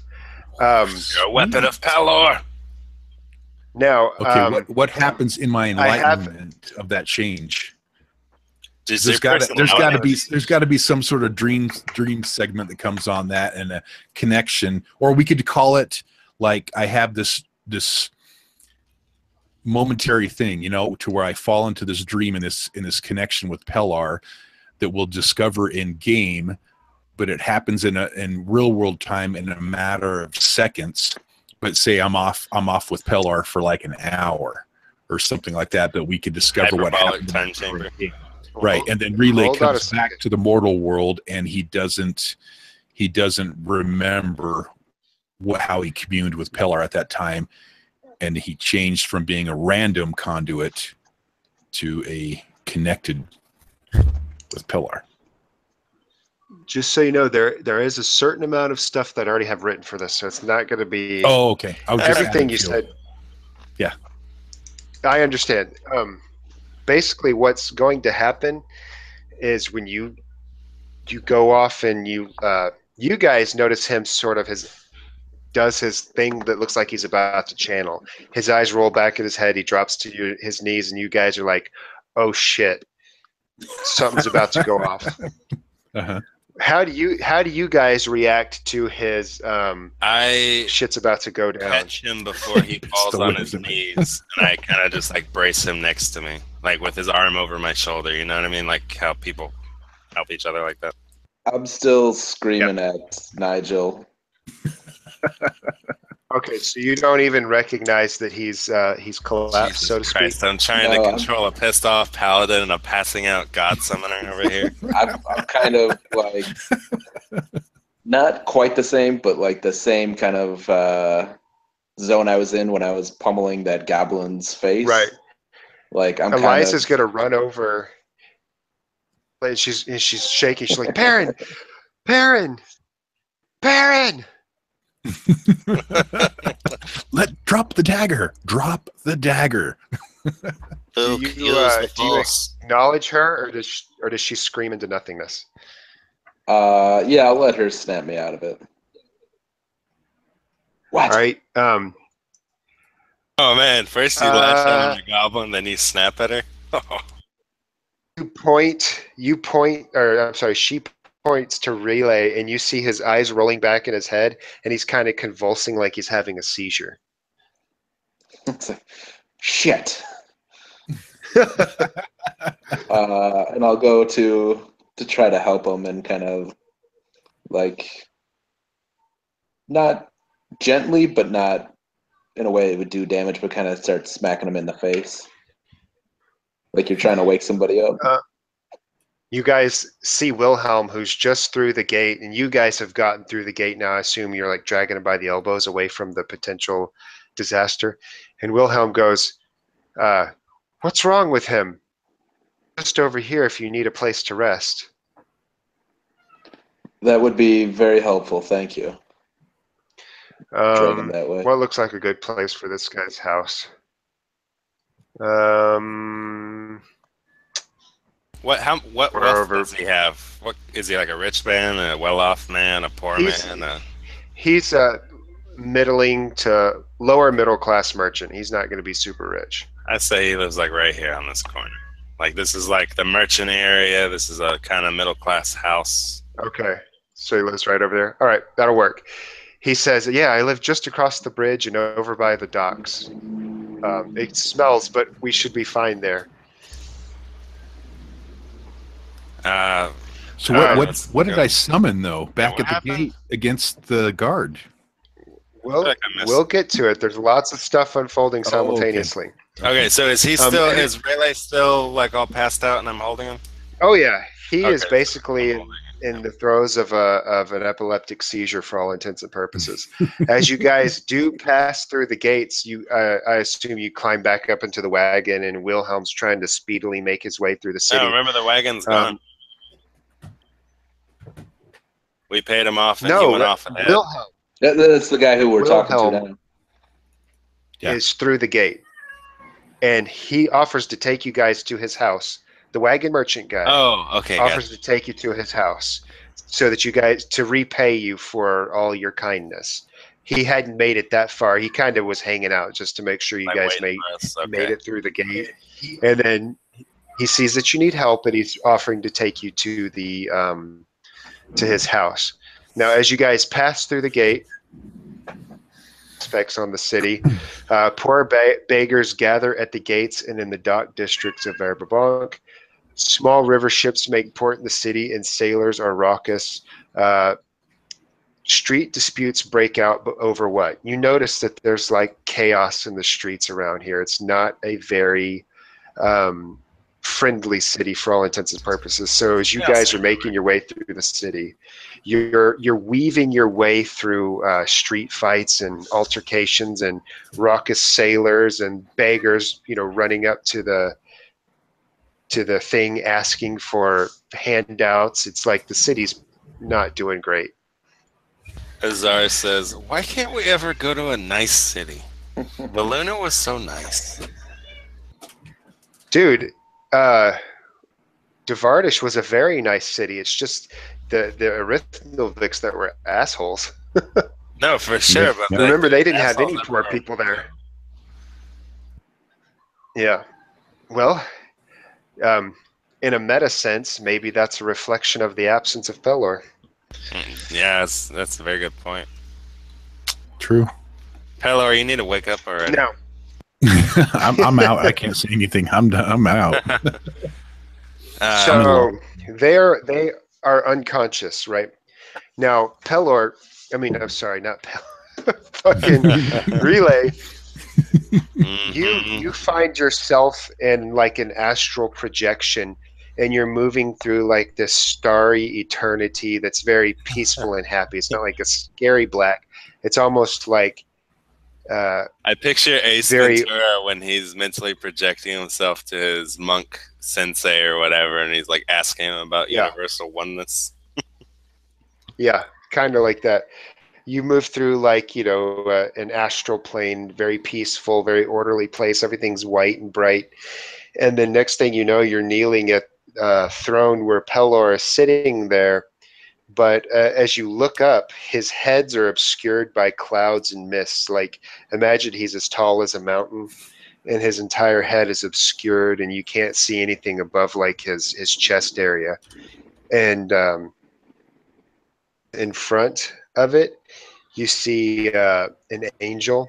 He has a shield made of More, yeah, kind of. Not that high tier of an angel. He's wearing a shield that's made of pure light, and he has a sword of flames that he's wielding. Okay. And he begins speaking to you, and he says, the time draws near of the great transition, when the cycle of eternity moves into the next concentric circle. Really? Do you just stand there with your mouth agape? Yeah, no, he's not doesn't have a gate. He's just now looking upon Pelor, feeling the aura around him, and just listening as a humble servant would at this moment. Well, that's all the guy says, a very short, cryptic message. I mean, this is like a dream. Right. So he like says this, and it seems like it takes him forever to say it, and he says it fast, all at the same time, and he speaks with multiple voices and no voice. It's a very dreamlike state. And then he says to you, "I feel like Pelor would want me to watch over you." Oh, I'm talking And to then the you angel, not Pelor. Okay, I see. Okay. Yeah, Pelor. Pelor doesn't speak. His head's are in clouds. His vision is obscured. His ears are obscured. You can't hear. It's like his head's are in a cloud. Literally, he's oblivious to everything. Yep. And Rayleigh will. Oh, go ahead. Go ahead. You go first. I'm just going to write this down. Okay.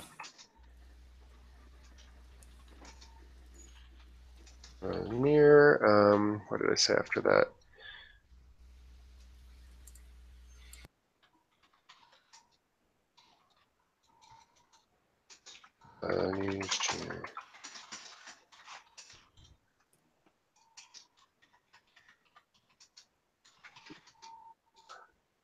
Basically, that's the gist of what he said. The angel. And then he also offers to watch over you, and we'll give you the mechanics of that after the game, but basically your divine caprice is going to turn into divine guardian.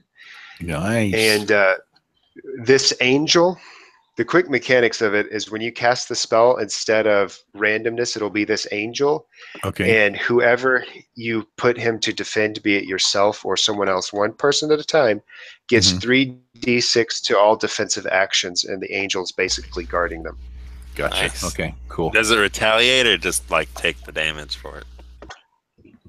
It just like would parry and block, and it's a defensive action. Okay. So it would catch incoming arrows and parry incoming swords and things like that. Relay will turn to the angel in a submissive way, question if it's Pelor that has done this to him, the one that's made him a conduit to the gods, and why, questioning, wanting to know for his own sanity and if just for his own life experiences, why all the other gods were connected to him too, if it was Pelor that had done this to him. He replies simply, "Tribulation is a gift from Pelor." And then the hallucination is over, and you wake up in your body, and the one thing you can't help but notice is that's the same thing that Eliza said in the woods. Tribulation is a gift from the gods, is what she said, and he said tribulation is a gift from Pelor. Okay. I wanted the angel to give Relay a new name. So he's no longer Relay, the not cleric. Something to represent. He places his hand on your shoulder and he says, "You will now be Stanley." There you go.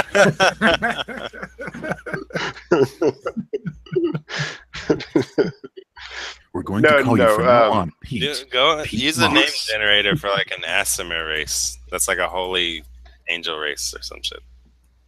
Let's look. You didn't get to ask the Guardian for this before the hallucinatory dream state ended. Mm-hmm. You come to in your body, and you guys have got him inside the merchant's house. He's laying on a small couch, like a daybed sort of thing. You guys, I would assume, like Eliza got a wet rag to put on his forehead and some tea or something like that. And you guys are trying to tend him. When Relay, you didn't get to ask for the rename, you come out of your state. Okay. There was no catastrophe that happened at the gate. Instead, you went to a god, so to speak. Right. When you wake up, what do you do? And I remember all this. Oh, yes, you remember it this time. Okay. Oh, He'll turn to Perrin and Azar and make sure he gets their eyesight on him and Eliza too. well, I'm holding you, so be That's right. pretty alarmed when you wake up. And he'll turn and say, I've been to our God, and the time of the great transition draws near. And we need what does it say? It eternally needs to move to the next Eternity needs to move to the next concentric circle. So I'll kind of give that into him, kind of like in the same sort of commanding holy voice that the angel had said it to me. I'll just relay the same thing he had said back to me. It'd be cool if while he was Eliza passed pipes out, up, he she's was like- saying it. Yeah. If who passed out? Eliza asks, what does that mean? He says, I don't know. But we're going to find out. I'm gonna go over and he's kind of lying on the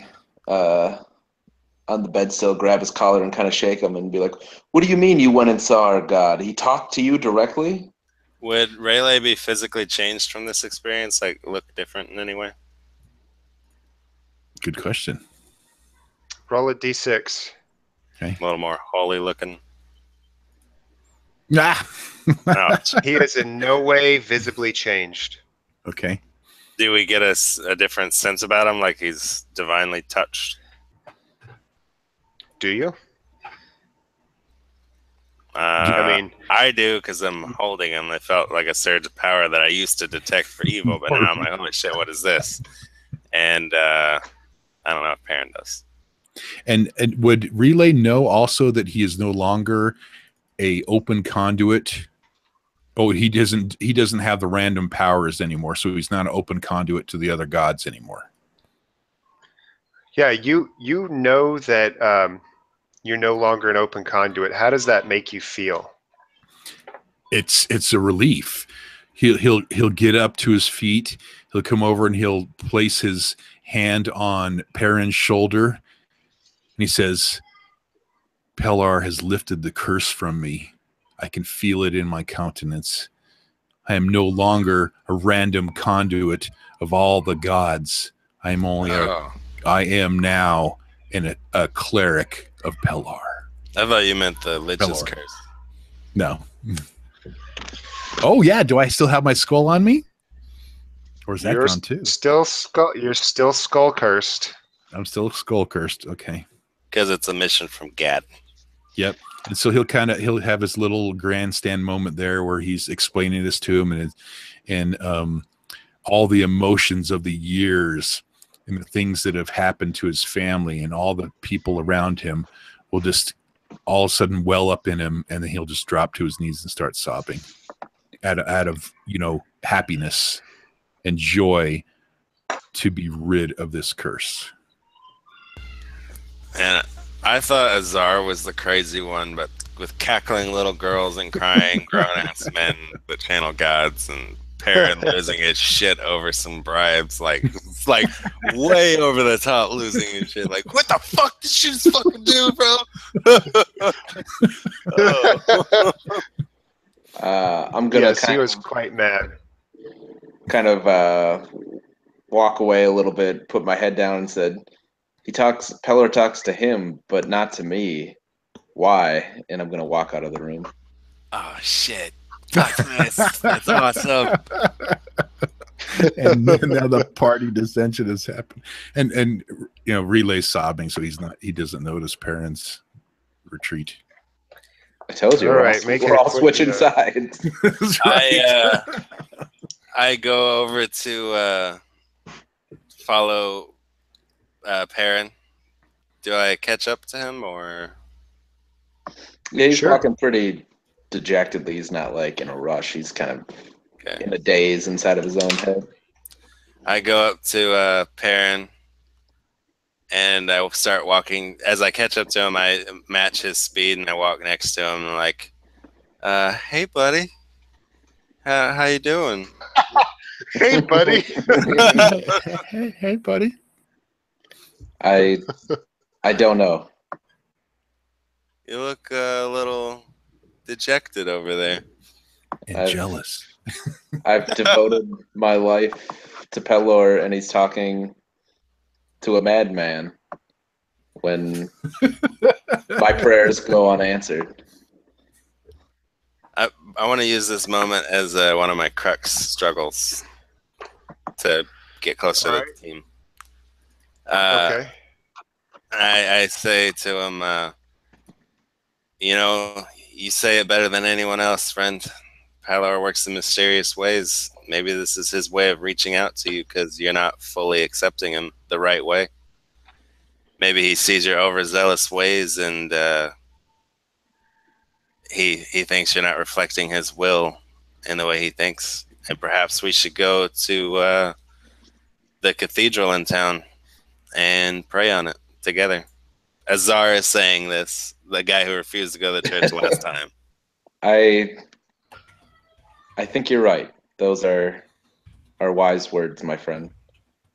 Which you, out of game, you just kind of brought him back on track especially by saying Pelor works in mysterious ways. Like he's about to go down the path of the dark side temporarily, like shimmered there for a minute.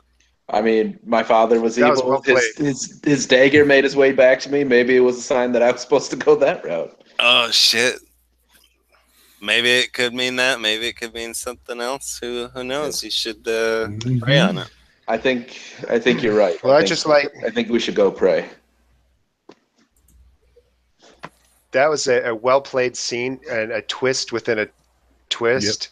Yep. I definitely enjoyed that because it Perrin went from that quote that Pelor has abandoned man. Pelor has not abandoned man. Man has abandoned Pelor.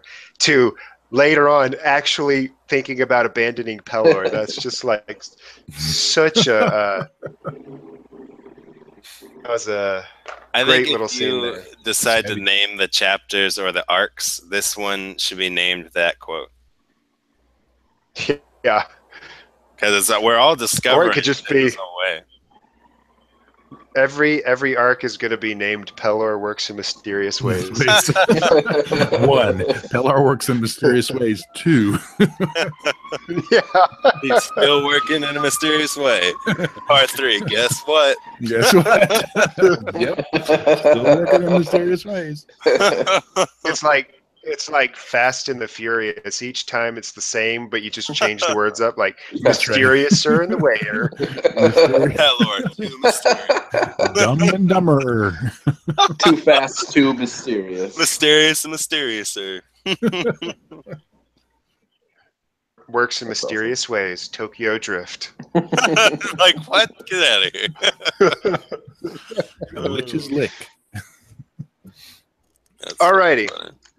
That's where we're going to leave the session. I think this was a great RP-packed session. The character showed a lot of growth for sure. Yep. We're going to start twists and turns. I know. I love it. I love it too. Like, who knew that Jacob's like, let me change the wheel. I want to roll crafts. And then it just bombs the roll in the worst way possible. Literally, so many 1s and 2s. It's like, what the fuck? It was works 3 in mysterious ways. 3 1s and a 2. Like Matt says, it's always one person, one session. It's always somebody, one session. There's always somebody who just bombs. Exactly. That was like the best bomb ever. And that's why I added in dead ducks into the system, because I wanted critical failure to be possible. Stick. Yep. And if there's a dead duck and you've got that many of them, you're just like, well, fuck it, I lose. Yep. I'm halfway to leveling up my pale magic already, which I'm pretty excited about. Wow. I know. That's good because you need to do that. Yeah, that's my new casting thing. So for right now, I'm kind of gimped being like I'm a new man. I'm trying to figure shit out here. Yep. All right, you guys did great today. So we're going to go through your whatever they're called, your motivations, and see if we want to address them and change them in any way. We're going to start with Jacob, whose stuff is out of order. So we're going to go struggle first. Develop a stronger bond with the team. You definitely did that. I nailed that on multiple levels or in times or whatever. Yeah. Yeah. So is there anything else that you want to? I mean, do you feel like you've done that struggle and you want to change it, or do you think you still have room to grow with it? Matt and MJ, do you feel like Azar or Kevin has bonded with y'all's characters? Oh, absolutely. Yeah. Okay, then I feel like I've accomplished that, and I would like a new struggle. All right. Do you know what you would like to struggle with, or do you want suggestions? What order does it go in? Mission, struggle, goal? Yes. Mission, struggle, goal, yeah. Okay, reordered it. My new struggle is I'm torn between. I want to know if my hand is evil or not, because I'm leaning towards like being like a priest of Pelor or something instead of just a warlock now. Like I'm changing my ways entirely. Struggle. Well, you know that without a doubt, the hand represents the manifestation of fear that you harbor within yourself. That doesn't just go away, because there's still deep down someone who, if put in a dangerous enough situation, could potentially do something bad. You know what I mean? Right. Like if you were put in a situation where you're scared enough, your hypothalamus might take over and you just slaughter someone because you're too scared. You know? Okay. What about my struggle? Be like finding. I want to find myself when I pray at the cathedral. Like finding myself would be my struggle. Figuring out who I really am.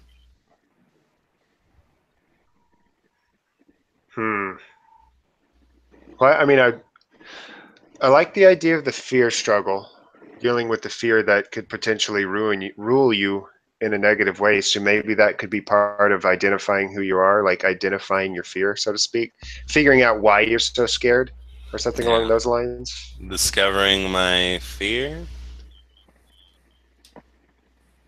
Discover the source of my fear. Maybe that. Fight my demons. Oh, discover. Okay, something like that. All right. Fighting your demons would work too. You know, something that indicates that you have to figure out what the fuck's going wrong with you. Yeah. Now your mission. This is supposed to be your arc-long mission. This should be your passage to safety, and your goals should be gain better understanding of pale magic. Because your mission is like your overarching mission. Oh, okay then. So my.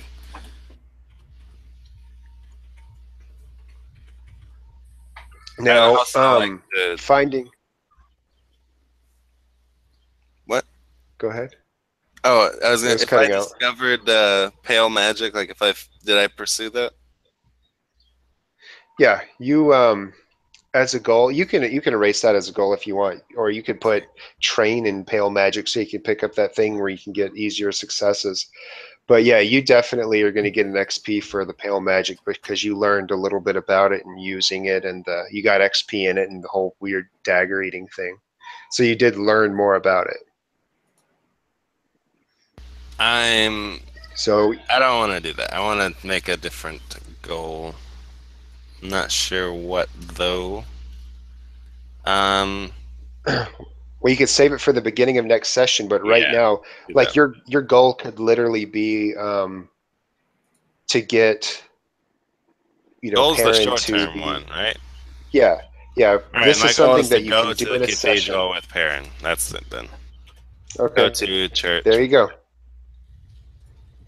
get Perrin to the cathedral to pray, or something along those lines.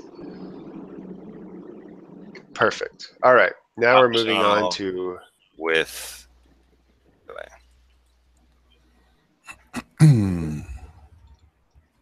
Now we're going to move on to Perrin. Your mission: figure out how to break the curse to save lives.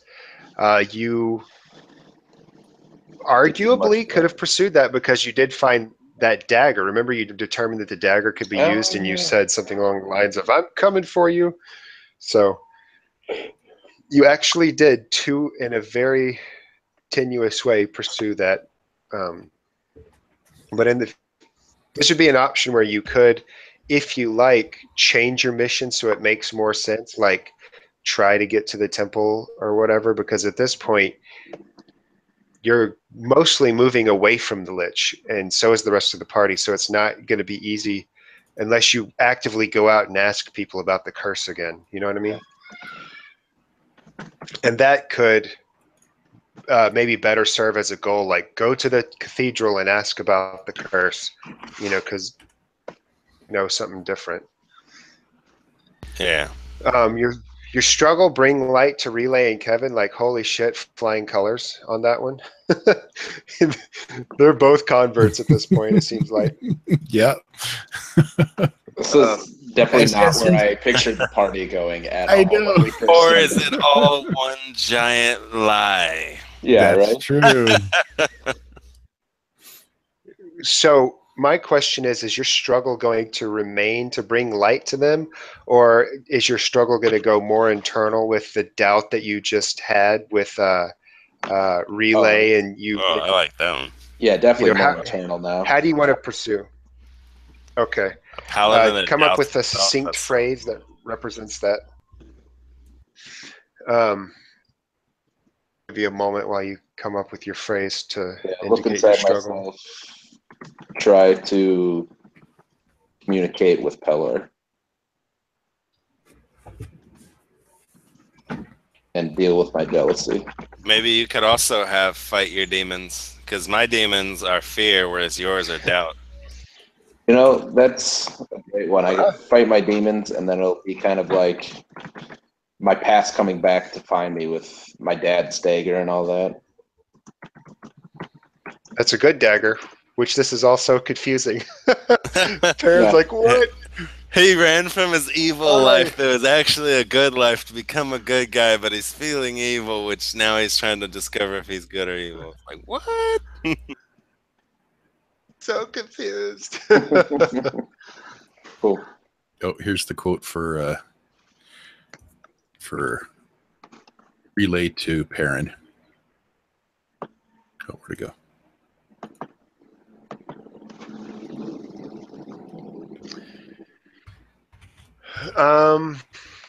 Yeah, I think I might move the goal to be train Eliza, and the mission is more trying to get to the temple and find the skulls.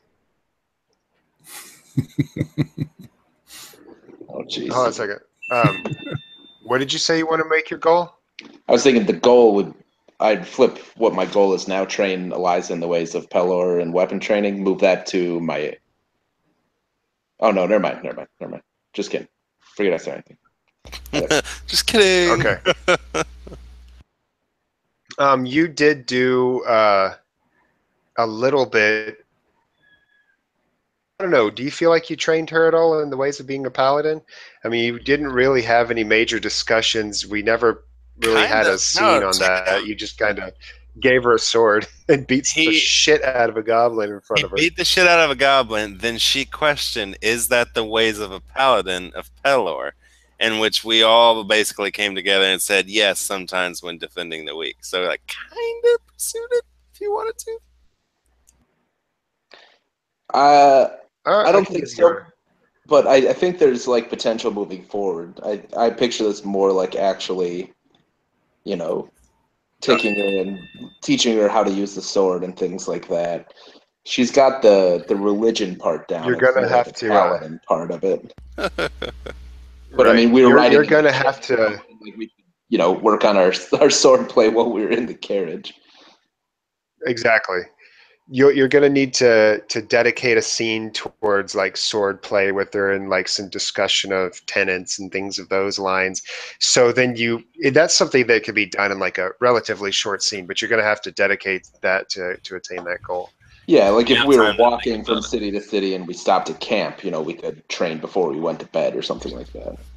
I'm assuming we're gonna rest at this merchant's house because we haven't rested in a while. And MJ, Yeah. mission, find the Temple of the Forbidden. You guys have been moving towards that, so yes.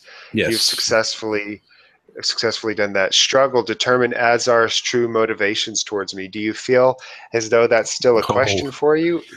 Do you think he's full of shit in his pretenses? I think I need to have a new struggle and a new goal because of the change that has happened from the communing with Pellar. Plus, Pellar. And what do you think your struggle is going to be now? I don't. That's what I'm trying to think. I can't think of a struggle right now. I'll have to give it some thought. But I think that because the struggle is not going to just be as a tentative one. For you to possibly to mull over is you, just as Perrin sort of reacted angrily that Pelor and everybody else on the planet seems to not be able to speak to Pelor, you might have the struggle of why has he chosen me, because now you do have a sort of connection to Pelor, tenuous as it is, that nobody else really has. Right. So maybe your struggle could be along those lines. Okay.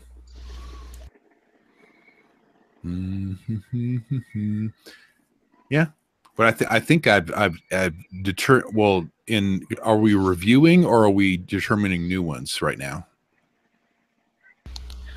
We're reviewing and determining new ones, Okay. but you don't have to commit to one. You could wait till next week, or if you come up with something during the week, by all means, discuss it before. Okay. I think that I have been trying to determine if Azar, his motivations towards me all session long with the checking and the insights and everything. And then seeking enlightenment from Perrin and Eliza, definitely. But that needs to change too. Yeah.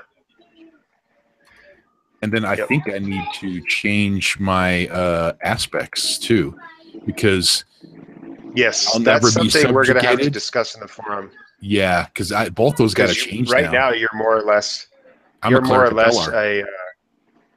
So you're technically, in a way, subjugated. I am the in a good way, obviously. Clerical prophet of Pellar. I'm the corrupted, chaotic cleric who channels random powers of the god. I'm not that even anymore. None of us are who we are anymore. You've got a lot of work to do. So, like I said, discuss it in the forums. Come up with some stuff. You're in the lead once again with 11. Steph, remember there are the possibility of spending Crux for XP if you guys would like to try to raise different skills. But we'll discuss that in the forum or before the session next week, because I do need to wrap up. You're in the lead with 11. Yeah, I think I should probably up my will with that, with all those Crux. Can we get 1 XP to up will, or 1 XP to get, one Crux to 1 XP? The forums have like a whole thing explaining that. Oh, does it? Yeah, for you, it would cost you, for will, you take the level of the skill, which is 3 for will, plus 1, just an arbitrary plus 1, so it's not a straight. So it's going to cost you 4 Crux to purchase an XP for will. Oh, 4 Crux to get 1 XP. And then when can I level it up to 46? When I get how many XP points? When you have 4 XP. So you'd have, if you spent basically 12 Crux, you could get it up there, which you're short 1. I'm short 1. Yeah. Okay. I'm good then. Or like I said, we'll discuss it in the forums. Yeah, we'll discuss it in the forums. Guys, keep it down. I'm almost done. Just a second. Goblins. So relay will need to address your high concept, your trouble, and make sure you have a new struggle and a new goal because your character like went through a metamorphosis, to say the least, this session. Exactly. So I'll ponder on some of those and throw them up in the forums, and then get your approval. Perrin is still living up to both of his aspects very well, and when we've gone through everything. Now let's quick look at Jacob's. I'm an intuitive warlock who hurls curses. I don't think you've hurled a single curse, unless you mean curse words. Maybe. And I'm power hungry. I think that one. I'm power hungry is going to have to change probably because it seems to be moving towards other things. But we'll figure it out. Change all that at the church tomorrow, or not tomorrow, at the next session. Excellent. That was a good quote right there. That's Matt. It, guys. That is the session. I hope everyone enjoyed it. I'll see you guys next week. All right, have fun, guys. Bye. That was a crazy one. That was good. Yeah, it was. Later. Later. All right. Bye.